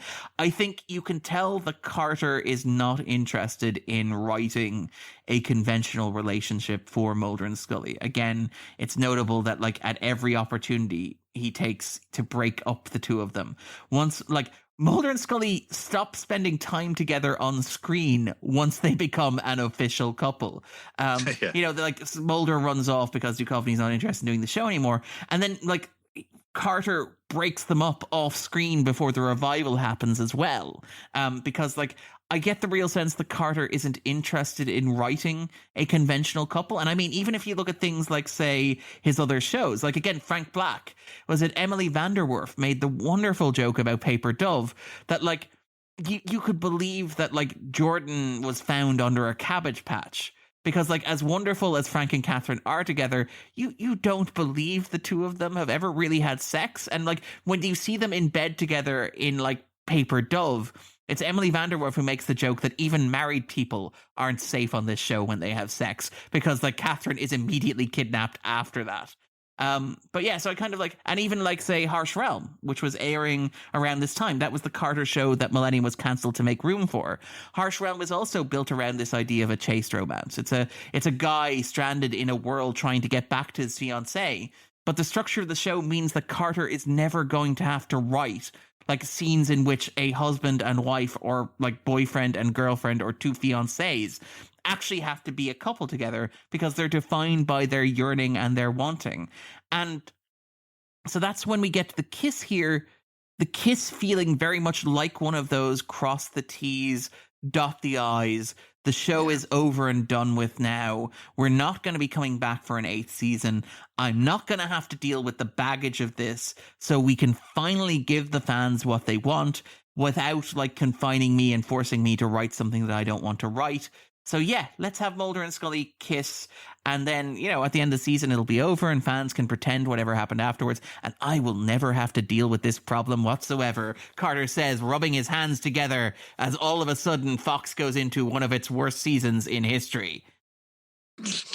Yeah. Well, I think you're right. Looking back at the show on its early 90s run, it would appear to be too soapy.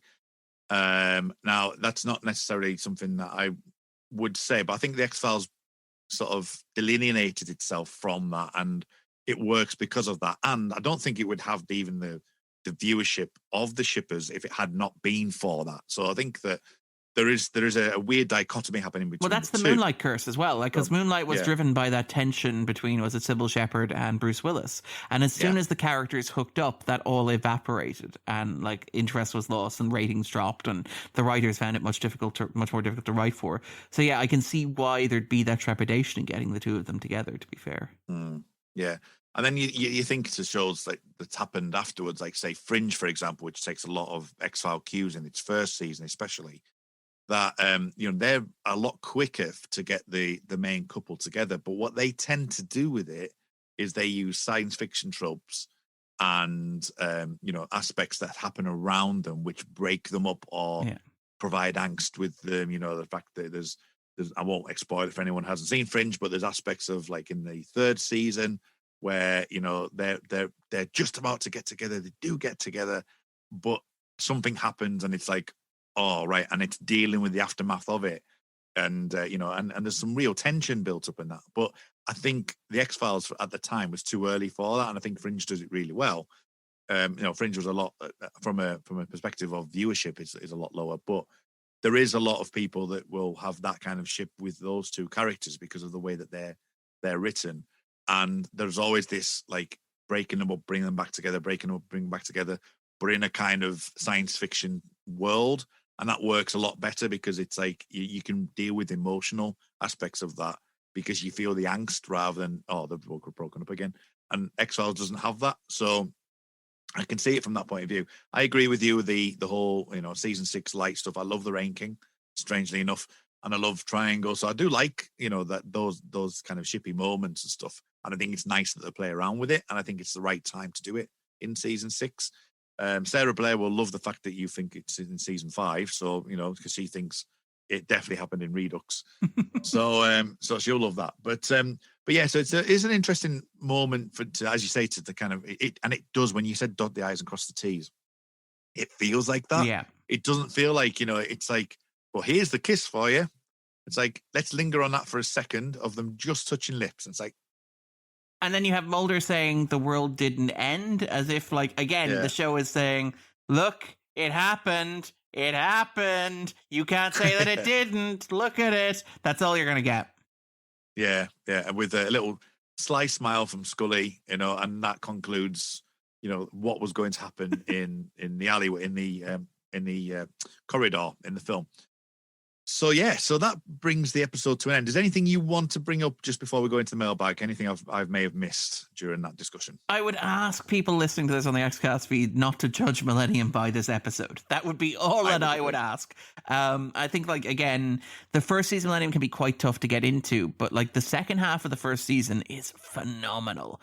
I think once it finds its feet, I think it's quite strong from the outset, but it's very heavy going. And then in the second half of the first season, it kind of figures out how to make the formula work more consistently, and like it becomes some of the best television ever. I would argue the second half of the first season Millennium, the second season of Millennium, that's a phenomenal block of television. And if you like 1013, if you like the X-Files, if you like that sense of, again, darkness, ominous, meditations on kind of like the world as it existed in the 90s, like philosophical stuff, I would say try it. Don't be put off by this episode, Darren says, after spending an inordinate amount of time being very mean to this episode, and I'm sorry.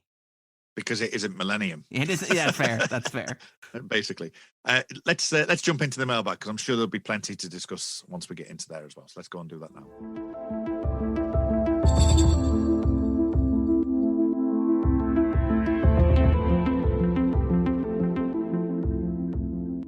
Okay, Adam Silva, he posted on the Xcast. Thanks, Adam. So this is all the Xcast side of things. So not the conclusion Millennium deserved.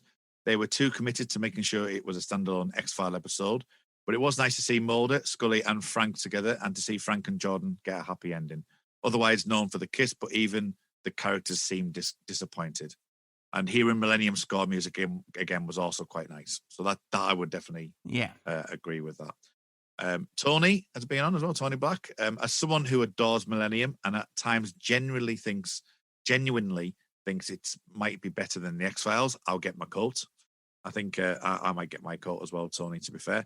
I always enjoy this may episode. take half of my coat. Yes, I'll take half the coat. You take half. Just the little crop top denim jacket you've got. It matches my critic hat. It sounds like a weird sense of the culture. Fan art. We need fan art of this now, apparently. Anyway, don't draw fan art. Don't some sort of like cursed fan art, like Cthulhu fan art. Anyway, sorry. He always enjoys this episode. It's an awkward hybrid between both stylistically unique series, but seeing Mulder and Frank Black on screen together, even briefly, is worth its weight in gold. The kiss is cool, but Frank and Jordan getting to walk off into the sunset hand in hand is what really makes me coo about this episode. Yeah, I can buy that. Like, I'm much more satisfied with the Frank and Jordan ending than I am with the Mulder and Scully kiss, to be fair. Yeah, I am as well. Andrew Levitt, for me, Millennium, the episode, feels like a return to form for the X-Files. It's dark, it has a lot of creepy moments, puts both agents in danger, and has a sinister undertone of men conspiring to do something in secret. I saw this episode before I had seen much of Millennium, the series. After watching that series and then returning to this episode, it doesn't quite seem like the send-off Frank Black deserved. The kiss seems a bit superfluous, but I don't dislike it. Regardless, Millennium, the episode, is one of the few episodes of season 7 that I enjoy, because it captures what the show is about and gives it a 7 out of 10. That's interesting in itself, because around this episode, we've briefly talked about it. We've got the Biogenesis two-parter, if you don't include Biogenesis from last season. You've got Rush and you've got Hungry, haven't you? So out of those, I would say it's definitely the better of those episodes, personally. I don't know what you feel. That's them's fighting words is what them's is. Well, maybe not on Malfatti and Six Extinction, but I'm thinking more Russian Hungary. I think Hungary is vastly underrated, actually, I would argue. I really, really, really loved Hungary. And like Rush is an episode that's very interesting to watch. And I realize I'm kind of like, this is not the Rush podcast, Darren. And it's like, damn it, I got my guitar and my beard and my long hair out. I was going to talk about Rush. But no, Rush. We're just going to do a 24-hour podcast where we just talk about every episode of the season, one at a time. I hope you're prepared, baby. I can go all night. But no, what I like about Rush, and it's kind of interesting watching it, like, again, in context of a 1999 episode of television, Rush now looks like a weird superhero origin story. Like, it reminds me a lot of something like, was it Josh Trank's movie Chronicle, where you have a bunch of kids who develop magic superpowers and start acting. Some of them act responsibly, some of them act irresponsibly, and it's all kind of horrible and monstrous and kind of like pushes it in uncomfortable directions. I think Rush has aged really well in that sense, because it does, like, it arrived in 99 before like Sam Raimi's Spider-Man, before Bryan Singer's X-Men, so it was not intended. It was absolutely not intended in that way, and I'm not arguing that it was. But I appreciate it going back and looking at it and seeing it being kind of like, well, the X-Files is winding down. 90s television is winding down. The 90s is over. What's coming next? It's going to be the superhero boom, baby. And already we're doing Mulder and Scully crash into superheroes. And again, you could argue that kind of continues into the kind of like revival where you have like James Wong's Founder's Mutation, which is basically what if Mulder and Scully went to the X-Men school, basically, is the crux of that episode. So I like Rush in that sense. And Hungry is just like a really clever concept. It's the point of view of the monster. It's very much a kind of, it's one of those, and like X-Cops, like, we've talked about the 7th season. I've been rather mean about the 7th season, and I'm very sorry about that. If I wanted to say something like in praise of the 7th season, in particular the work of Vince Gilligan, who I've also been very mean to in this episode, so I'm making a lot of amends now. What I would say I like about the 7th season is that, like, you can see everybody's very tired, but you can also see that Chris Carter's like, feck it, Vince, that idea that you've had for the past like 3 or 4 years, and you kept pitching me, and I kept saying no. Write it, feckin' write it, and we'll put it on the air. So like, Hungry is like a point of view of the monster episode, and it's like you get the sense, this is something the show probably could have done a lot earlier, but everybody shut down. But now it's we think it's the final season, so why not do it? Or X-Cops, where like I think Gilligan had been like pitching since the 5th season. He wanted to do, was it an Unsolved Mysteries episode with Robert Stack, with like stand-ins for Mulder and Scully, actors playing Mulder and Scully, and you can kind of see X-Cops is like that, except instead of like Unsolved Mysteries, it's cops. So I kind of like, if I had something to say in defense or praise of the 7th season, it's that anything goes attitude. And so I really have a soft spot for Hungry, I will say. Sorry, I feel like I'm being mean to Millennium. Apologies. I think Spotnitz, was it Spotnitz that was the one that alluded to the fact that, in all episodes, you could, in theory, say that the Monster of the Weeks were alien episodes. Something like Founder's Mutation, for example, is a perfect example of that kind of aspect of, in a different world, if this was played out 20 years later. Yeah, like on Fringe, for example, or whatever, Yeah, there would have been more overt with the, Toombs is a genetic mutant, but that's because of, the alien virus which mutated him into that superpower. Yeah. That's the sort of thing that would have gone down. So I suppose you say it's a precursor. Rush, for example, is a perfect example of that. Yeah. I also wanted to mention, just while I was looking there, I was looking at the season, and I think we need to give credence to Thomas J. Wright, because I don't think he's been anything direction-wise up until now, has he? Because he's Mr. Millennium. He was Mr. Millennium. He directed like almost half of Millennium, if I remember correctly. Some sort of like weird statistic where like, if you pick a Millennium episode, you are more likely than not to end up like with a Thomas J. Wright episode. And again, like, we should point out, like, Wright is, I think he studied under Hitchcock. I think he was like a storyboard artist under Hitchcock, for example. So he's like, he knows what he's doing. And I would argue like some of his work on Millennium is fantastic, particularly given the budget of that show. So yeah, no, absolute praise and nothing but respect for Thomas J. Wright. Yeah, I mean, obviously he comes over and directs a few episodes. He comes and does Goldberg Variation and Signs and Wonders, not Signs and Wonders, Kim's Man is that. The Amazing Marlene. Yeah. So he appears on a couple of episodes during the course of this run.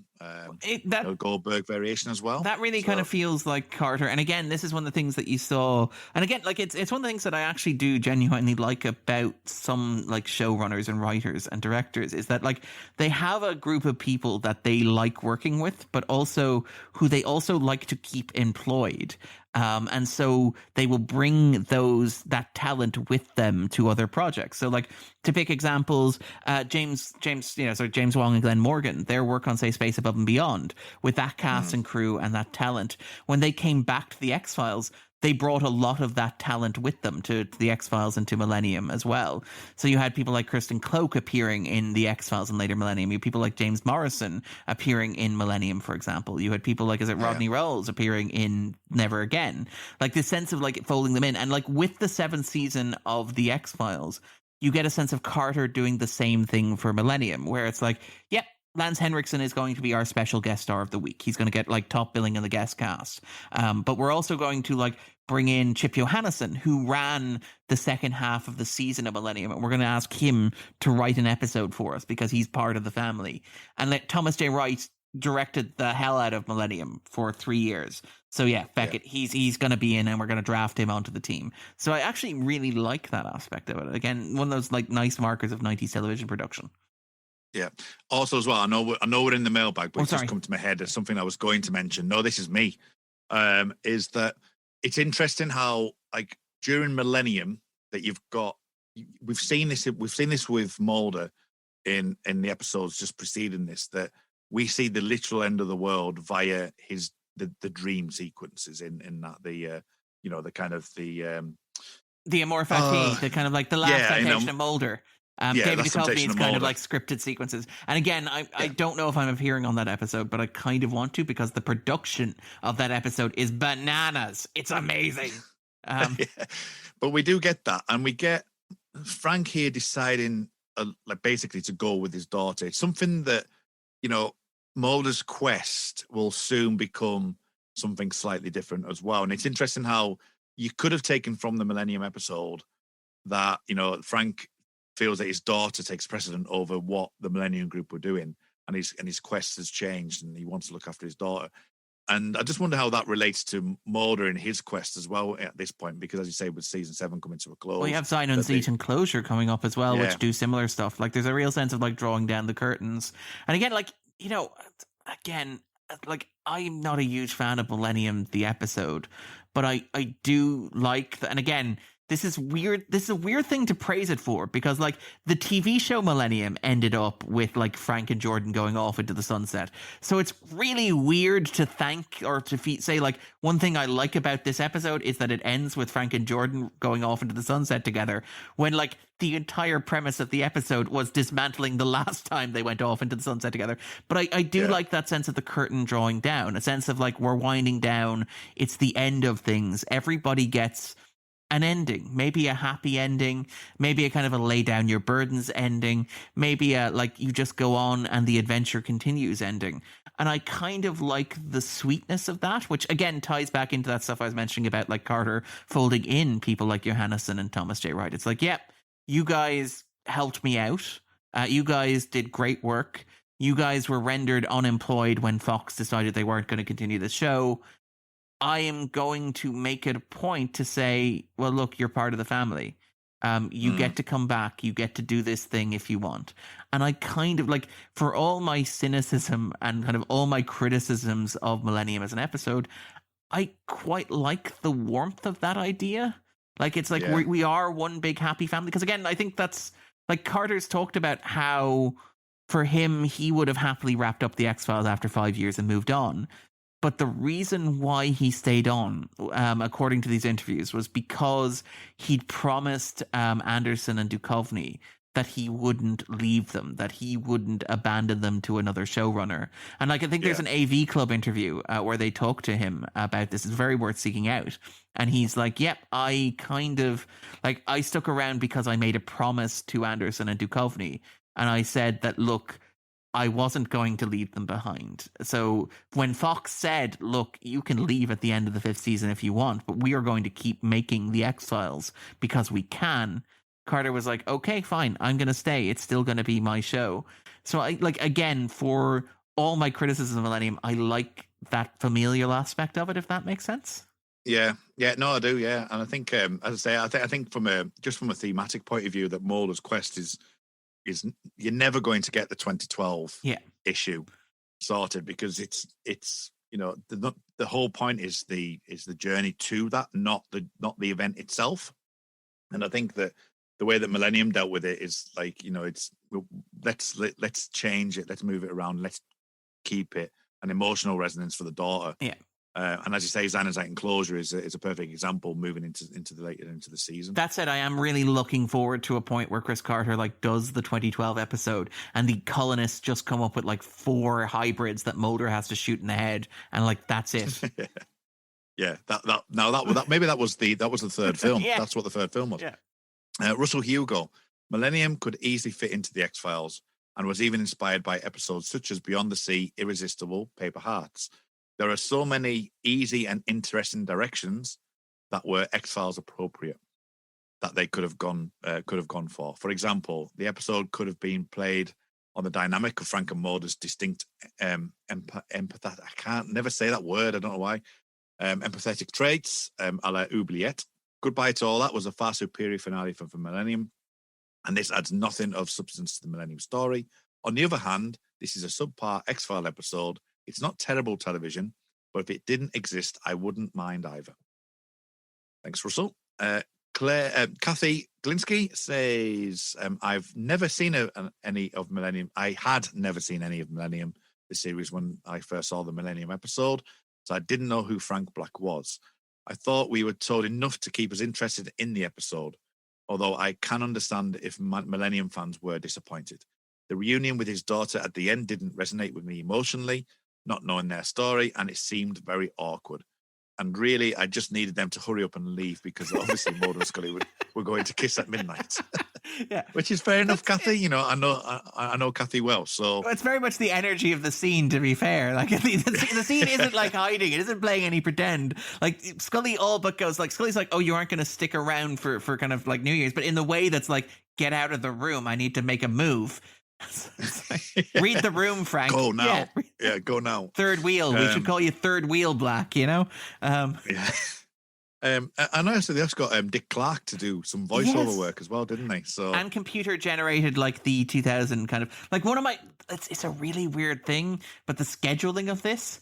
So, you would imagine watching this would have been the last episode of The X-Files to air before the turn of the millennium. But no, this broadcast November 28th, 1999, and the last episode of the millennium was actually the Goldberg variation, which I think was technically the second episode of the season to be shot, which is remarkable to me. Yeah, it's all cause and effect, Darren. It's all cause and effect. Fair point. Liam Shane Coughlin said, a postscript to one of the finest shows of all time, thematically, the balanced tonally of the X-Files universe. Specifically, its iconography and occasional horror tropes do jar a little with the grounded reality of Frank Black's world, at least as Chris Carter originally conceived it. However, the opportunity to allow Frank a final hurrah on the eve of the millennium itself proves to be the correct decision. For all its surface gloss, this is essentially a very simple zombie story played out with the panache and flair one has come to expect with the show at this point in its tenure. Taking the storyline in situ and applying it into the Millennium universe can initially be problematic, but the essential notion that after the apocalyptic event, we will be reborn as undead echoes of ourself, slavishly gorging each other on a primal fight for survival, as touches on social Darwinism in it, and that stretch from media as diverse as Lord of the Flies to Rona Munro's debut Doctor Who story, Survival, as a sly commentary on how society would devolve, so to speak, in its bigotry satiric notion on the part of Gilligan and Spotnitz. This episode proves as much of a coda to the world of Frank Black and his struggle as much as it does the original iteration of the Mulder-Scully relationship. From here, the old world has gone, and nothing will be quite the same again. For a show that was, at this point, facing accusations wrongly of having outlived its relevance, this is something to take great pride in. The world didn't end. No more, it didn't. Now we all have to figure out what happens next. Art imitates life. And farewell to Frank Black. This is who you were. So there's interesting things there on the state of play of the show, isn't it? I mean, we've discussed that briefly as it kind of like it's ramping down to season 7, and that it still has things to say. Would you say that the X-Files would be in that situation? Well, I mean, it obviously does still have things to say. I mean, again, like, I would argue that there are really, really great episodes in this season of television. I think that, like, X-Cops as one of the best shows that the X-Files ever did. I mean, even things like Thief are pretty good of themselves as well. I think Thief is massively underrated as far as Monster of the Weeks go. I mean, I also really love Hollywood AD for my sins. I know that it's a controversial and divisive episode, but I think it's a fascinating kind of study of where the show is at this point in history. And I would argue Requiem is fantastic. It is arguably a perfect place to leave the X-Files. The only more perfect place to leave the X-Files would be Existence a year later, which makes it somewhat more frustrating that neither of those managed to be the finale, despite being the perfect finale for the show. Yeah, I mean, I kind of see that, but I do also see the sense of fatigue that we talked about. I do think that there is a real sense of a lot of people working on the show are exhausted. Like, people don't tend to, again, this is one of the things about the production of television. There's a reason why even many network shows these days only do 8, 10, or 13 episodes in a season, and sometimes take gap years in making shows like this. It's because this grueling schedule is exhausting for absolutely everybody. It wears you down. And I think you can see that there. And I accept that, I'm maybe I'm being unfair, maybe I'm being harsh, but I do think that you see that fatigue creeping into the 7th season. I don't think it's the worst season of the show. I certainly don't think that. There are much worse seasons, but I also think that it lacks the energy of like 3, 4, or 5, and kind of like the boisterous kind of like rejuvenated form that it was in the early 6th as well. So I'm kind of hesitant to, I don't entirely agree in terms of like the X-Files kind of running forever or being able to run forever or having energy to continue for days. But I also don't want that to be misconstrued as saying, oh, it jumped the shark and it's terrible now, because it's absolutely not. There's a lot of really, really great stuff here that deserves celebration, praise, and arguably even reappraisal. I say we've managed to go through a full, an hour and 45 minutes or so without mentioning Jump the Shark. I tried to deliberately say, there's another finale kind of thing to another TV that show. They wrapped in, But you've mentioned Jump the Shark now, so I'm going to have to. It is, Millennium is a better, more satisfying conclusion than Jump the Shark, to be clear. I chose those words quite carefully. I don't think Millennium is Jump the Shark. No, it is not. Yeah, we'll leave Jump the Shark to another time, just for its episode, I think. Cortlan Waters Bartley says, I like it fine, but I think it seems odd to have it be a standalone episode. I have never seen Millennium, but I think all this world would have been better served as a 2-parter to give the X-Files audience and characters a stronger hook into the story, leading it to a more emotionally resonant conclusion. Though admittedly, the timing might have been awkward so soon after the 3-parter. That's interesting, because as we mentioned about the Jordan and Frank thing, whether or not that there wasn't enough resonance there. You mentioned potentially that it could be the way it's written, or the fact that Brittany Tiplady just wasn't available to come down to LA. But increasing it to an hour and a half episode, what do you think to that? Part of me kind of thinks that, like, if that's the case, just make a Millennium TV movie if you can get away with it. Yeah. I do wonder if there might have been a way, and again, this is something where it would probably be easier to do today on television because of how television works and how it's all serialized and how you can all stream it and it's designed for binge watching and stuff like that. But I do wonder if you could even just like have gotten away with seeding little elements, like accepting that you could only have Lance Henriksen for a single episode, accepting that he was only ever going to appear in one episode. Could you possibly have laid the groundwork, like earlier in the season or in other episodes? Could you possibly have had the Millennium group be something that comes up before. And again, yes, Cortlan's entirely right.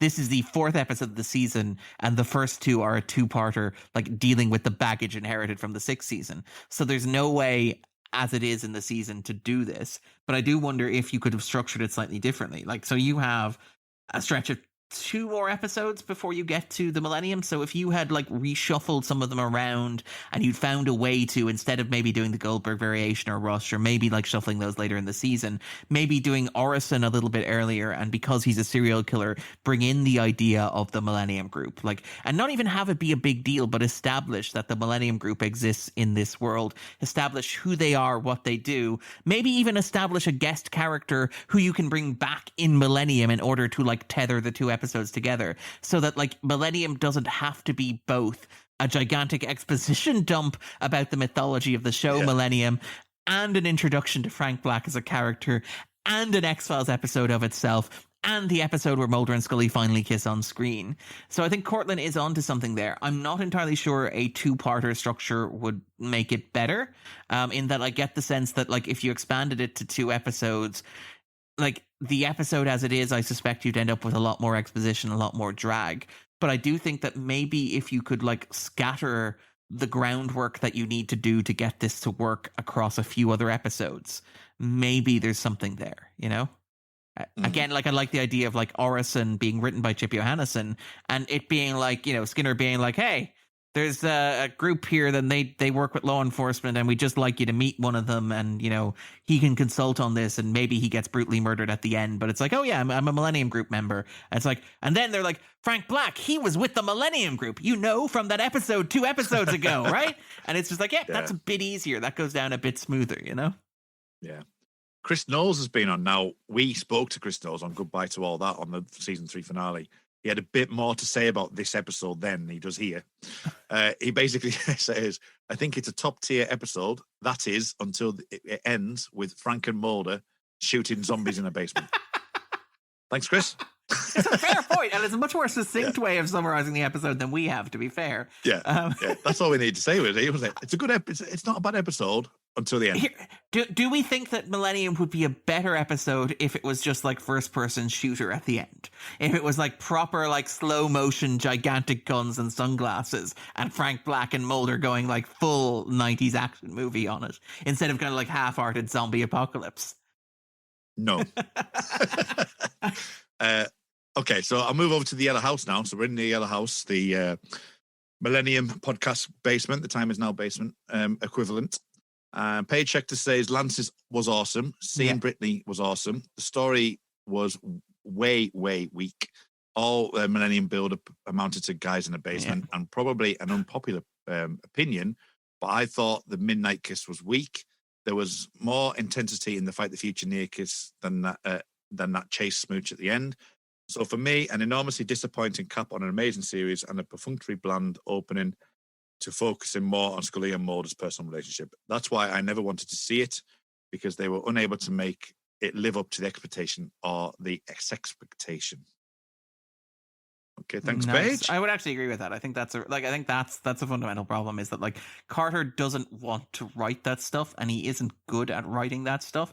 So making it that's very mean. Carter, I really like Carter as a writer. I've talked about how much I like Carter's kind of strengths as a writer, but he's not interested in like Mulder and Scully domestic drama. So asking him to write that, I think, is a losing proposition for everybody. So I think, keeping it ambiguous. I think Paige is right there. I think I would agree with Paige. Yeah. Jeff Carson says that I think I was very glad it happened. Without it, there would have been no send-off at all. There still would have been about 200 days remaining. That's interesting in itself, because at least they are giving it some sort of closure to the point of that Millennium's finished well earlier than the Millennium. So at least they were giving it some kind of like extra curricular stuff to go on with.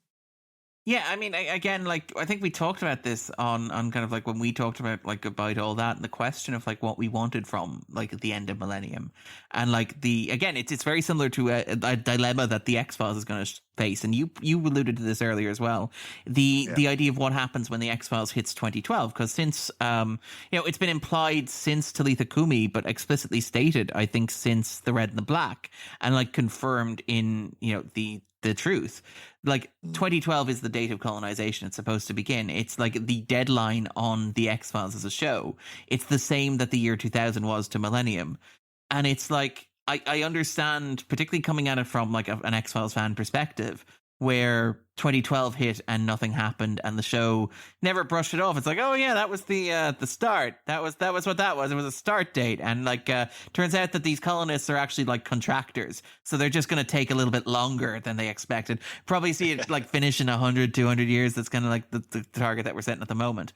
And I kind of like, I understand why, looking at that, you're like, okay, well, look, 4 zombies in a basement is kind of perhaps an underwhelming, like, this is what the Millennium was about, but at least it's something. At least it's like, at least it's a full stop. But part of me is also like, I really like that image of Frank and Jordan kind of driving off together at the end of Goodbye to All That. I felt like that was closure enough.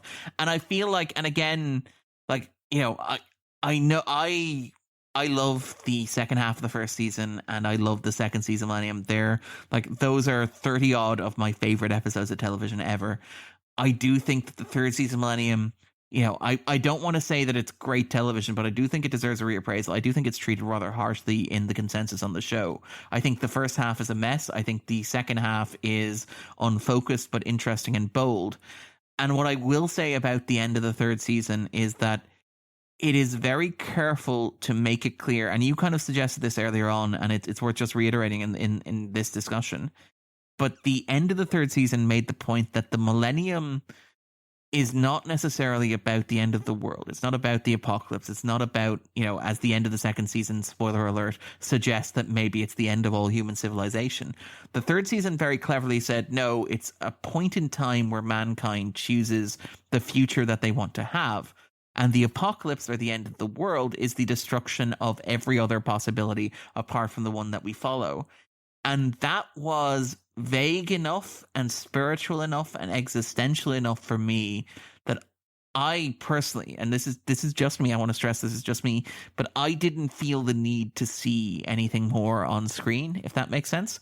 It wasn't like in The Truth, where Mulder sees the date like 2012, and it's like alien invasion happens, and it's like, oh my god, it's gonna be like Amor Fati 2 episodes earlier promised. Like, you're gonna see ships in the sky, you're gonna see the world destroyed, you're gonna see like takeover and all that sort of stuff. Like the X-Files 2012 date is a big date, and something explicit is going to happen there, because that's how the mythology of the X-Files works. And sorry, I know we've talked long enough, and I apologize to listeners for going on again, but like, for me, the big difference between Millennium and the X-Files is that, like, the conspiracy on the X-Files is very grounded, and I know the joke is like, oh, it didn't really make sense, or it doesn't really cohere, or it doesn't really come together. But the X-Files conspiracy, does largely make sense. A, B, C, D. You understand who the conspirators are. You understand what they want. You understand what they're working towards. Sure, things are called things like purity, for example, but you know what that is. That is a defined physical object. Whereas Millennium was always more abstract. It was always more, sort of esoteric, more weird, more eccentric, and less concrete. So, like, again, I think Millennium got away with not showing us would have gotten away with not showing us what the Millennium represented. And personally, I wonder if that might have been stronger than, have you got a gun? Yeah. Let's blast some zombies in this episode. But again, I accept this is just me personally. But I do wonder, I might have been happier leaving it ambiguous or open. I think I didn't need it. It was nice to have, but I didn't need it. Fair. I think that's probably the way I approach it. So just a couple more. So Carl Nia, the episode works more or less like an X-Files episode, but not so much as a Millennium one. And it would have been nice to have Mulder and Frank work together more as they did in the Millennium comics. Yes. Now, scheduled at the moment, I believe that you and Tony are going to talk about the Millennium comics. We are indeed in a future episode. So, and that's on the time is now. So we might, as I say, as another crossover for those people interested in Mulder's story, because Mulder does appear in those comics. I haven't read them personally, but he does feature quite heavily in them, doesn't he? He does, and it's a very clever thing. And I actually think the combination of Mulder and Frank Black is much better there than it is here, because it plays off in a much more organic way that makes sense as the two of them as profilers. Because again, I know, I'm sorry I keep coming back to it, but it's like we have two iconic forensic profilers, two characters who define male FBI agents in 90s media. We're going to throw them together on screen for the first time. And what are they going to do? They're going to blast zombies. And it's like blasting zombies is a big deal even for Mulder. Like it's not like accepting that things like, the second season Fresh Bones exist, like blasting zombies isn't part of Mulder's regular job description. And it's certainly not part of Frank's regular job description. So it's a really weird shared interest for Millennium to kind of focus on. Whereas the comics do, and it's been a while since I've read them. I haven't read them yet for that episode, but I remember reading them and thinking, yes, this actually makes sense as a character study of the two. It understands who Mulder is, who Frank is, how they relate to one another, how they're different from one another, and the kind of situation you need to put them in order to emphasize those similarities and those differences in a way that works for both characters. So yeah, I remember quite liking the comics. I feel terrible now because I'm probably going to read and go, wait, what? What did I? But I did enjoy them when I read them. Let's keep the fans, on tenterhooks so that they can listen to that episode, because I'll be reading those comics probably for the first time before listening to the episodes. That'd be good. He also goes on to say, Carl Neal goes on to say, so while it was nice to have some sort of closure, as weak it was for the Millennium Group, I like how they snuck in the moment for all those MSR shippers, and the world didn't end. So he basically goes on to say about that. And then finally, I want to mention Michael John Petty, who's being a collaborator on The Time Is Now, and I'm hoping to get him on to an X-File one in the future. He says that although it's not a fitting end to Millennium, it's at very least, it brings back a fan favourite in Frank Black. Unfortunately, that's the most of it, as the episode is no way feels like a Millennium episode. It does make for a great X-File, however, giving fans that much anticipated kiss. While it is easy to be disillusioned by the way this episode is executed, I will say that seeing Frank and Mulder interact was a dream come true, and Frank's reunion with Jordan is a heartfelt moment that almost makes the journey feel worth it. At least at the end of Millennium's run, we know that they are together again. The biblical elements of this episode are also interesting, though, like I said before, feel more like an X-File than something we would have seen, at least explicitly, on Millennium. Any thoughts on that? No, I think that's all fair. I mean, you probably kind of again. It's worth pointing out the second season Millennium does get the second and third season Millennium both get very weird, and even the first season you have episodes like say Force Majeure, for example, and Maranatha as well. So you could probably do a version of this episode on Millennium, but it would probably not end with the characters blasting zombies in a basement. Which again, I love that I keep using those words. It's like a really great blasting zombies in a basement. But yeah, no, I kind of I can see that. I think I agree with that point, broadly speaking. Excellent.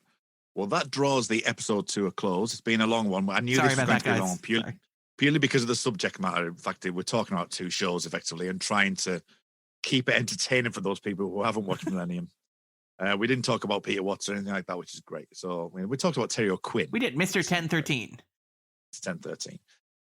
So if people are wanting more of you, if they haven't had enough of you already, Darren. This monster-sized portion. and this monster-sized portion, even if they want to take a few weeks away, where can people find you online? Because you're listening to this on two feeds, I can't actually tell you exactly what I'll be doing, but I can tell you where you can find me. So I'm on Twitter at Darren_Mooney, where I'm constantly complaining about movies. I'm not actually complaining that much, and talking about comics and film and television, other things that kind of interest me, and just randomly dicking about. So if you want to engage with me there, please feel free. I'm always glad when somebody pops up and says hello. Outside that, I write at the Movie Blog, which is my own blog. That's with a 0 instead of an O, because I didn't register it quick enough. God damn it, I missed that .com gold rush. I also write for The Escapist magazine, and you can find that with escapistmagazine.com. I do a couple of columns there, so twice a week. So I write on Fridays, I write on Mondays about pop culture. I also do a podcast there, and I do a video series called In the Frame with a wonderful guy called Omar Ahmed. You can find those on YouTube. I'm really, really proud of those, in large part because they're very good, and they're very good because Omar is a fantastic video editor. I'm constantly blown away when I actually get to see them and see what he's done. I'm like, yep, turn off the sound, get that stupid guy's voice out of your head, and just watch them, because they're really, really stunning video essays. And I'm just glad to be a part of that. I'm glad to work with Omar on those. So you can find all of those with a Google. I also co-host a podcast with my good friend Andrew Quinn. Kurt has been a guest on it in the past. I think you talked about The Truman Show, and you talked about something else. Shutter Island as well. Shutter Island, yeah. And we do need to get you back on to talk about Memento soon enough, actually. I think we've done another Chris Nolan film recently, but we will hopefully have you back on to talk about Memento sooner enough. Yeah, it hit its 20th year this year, hasn't it? It has indeed. So we're hoping to have... See, this is the great thing. Maybe if you're on the Xcast feed, this episode will already be out. But yeah, I'm really, really looking forward to that. So you can find that's called The 250. We're on Twitter, SoundCloud, iTunes, wherever good podcasts are sold. So feel free to give us a kind of a search there. Cheers. Excellent. Well, this is my final ever episode speaking about Frank Black. So I want to thank you, everyone on the Time Is Now who's followed me on that journey over there. It's not my final journey on the Xcast, obviously. We'll be going later into the season. But yeah, it's been great pleasure speaking about Frank Black, and a great little addendum to his story here. So thank you for that. But you can find me on Twitter at rmuldrake. That's RMULDRAKE. You can also find me over on the Red Dwarf podcast, Shipwrecked and Comatose. And you can find that at Red Dwarf Pod, where we're currently going through all of the seasons with various different specials. So God knows where we'll be when you read this or hear this. So yeah, so those are the best two places to get me. Also, there will be Star Trek Picard stuff going on as well. I'm on the Make It So podcast, and you can find that at Jean-Luc Podard. So those are the three best ones to find me on. But obviously you'll hear me later on in the Xcast, and I will be doing another episode of the Legacy of Millennium, hopefully scheduled with Tony in future weeks, just to wrap up our coverage of Millennium over on that show. So yeah, so it's been a tightrope to walk across on this one, having two podcasts, but recording once, and also being on a Patreon feed, and also being on the Xcast feed, and being on the Time Is Now feed. It's all a bit kind of meta. I should say, by the way, thank you for having me on, actually. Like, I know you've done all of this. You've done a phenomenal job with the Time Is Now and stuff. I'm just really glad that I was able to do a lot of that, or a portion of that with you. Revisiting Millennium has been a delight and a pleasure and an honor, and I've been flattered to do it. And I've been very glad to do it with you. And I've been very glad to do it with all of you too, listeners. He says, smile. You can imagine I'm smiling as I say it, but no, I am. Really, really great to have the opportunity to revisit the show, because it is one of my favorites. So thank you. The fact that the Time Is Now has given me an opportunity to review the show and to get up different aspects of people's opinions and different viewpoints has been great. Purely because I only rewatched it lately in the last 4 or 5 years, and I think because of that, that's why Tony was aware that I was such a fan of it. And to be able to then go back into it not long after that rewatch has been really good. So I've really enjoyed that.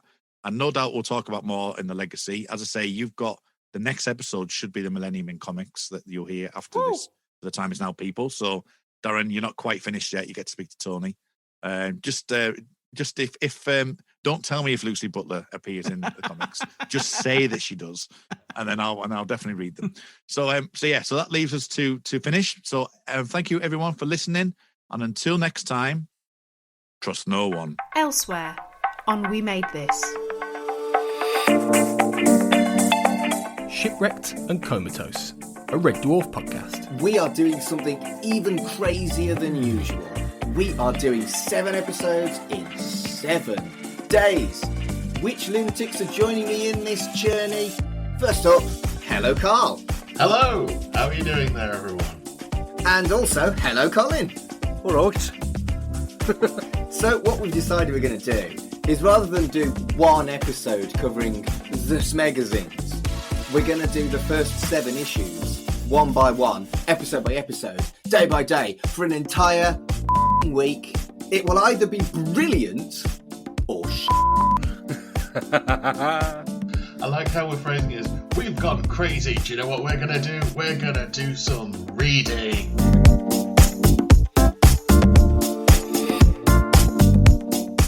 Movie Palace. Okay, let's dive in then. Let's talk Now Voyager, because there's quite a lot to talk about with this film, actually. I just wanted to ask you both, first of all, sort of any interesting personal history with the film. Like Clara, I know a lot of these films we've talked about in the past are films that you've seen as a child and, you know, as a younger person. Is it the case with this one too? Yes, definitely. I saw this as a kid. I don't think I quite understood it when I first saw it. I thought it was a romantic film. I don't think I really picked up on the mental illness and the sort of abuse. We buy records. Tim, it was record store day. I was going to say there's an elephant in the room.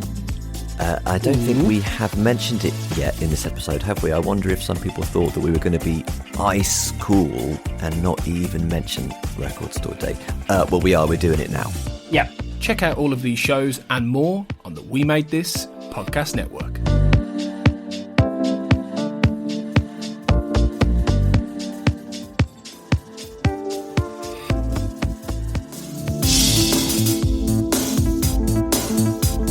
The Xcast and X-Files podcast was created by Tony Black and is produced and hosted by Carl Sweeney, Sarah Blair and Kurt North. You can find the podcast on Twitter at the X_cast, on Facebook by typing in the Xcast, and in our group, X-Files Basement, the Xcast podcast fan group, and on Instagram at the Xcast pod.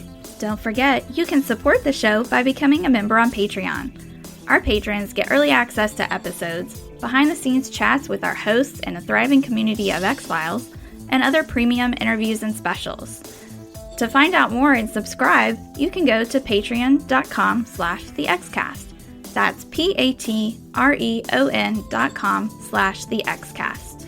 We are also part of the We Made This podcast network, full of popular culture shows, including our Millennium series, The Time Is Now. You can find all of our shows at our website, wemadethispod.com, or via Twitter at wemadethispod.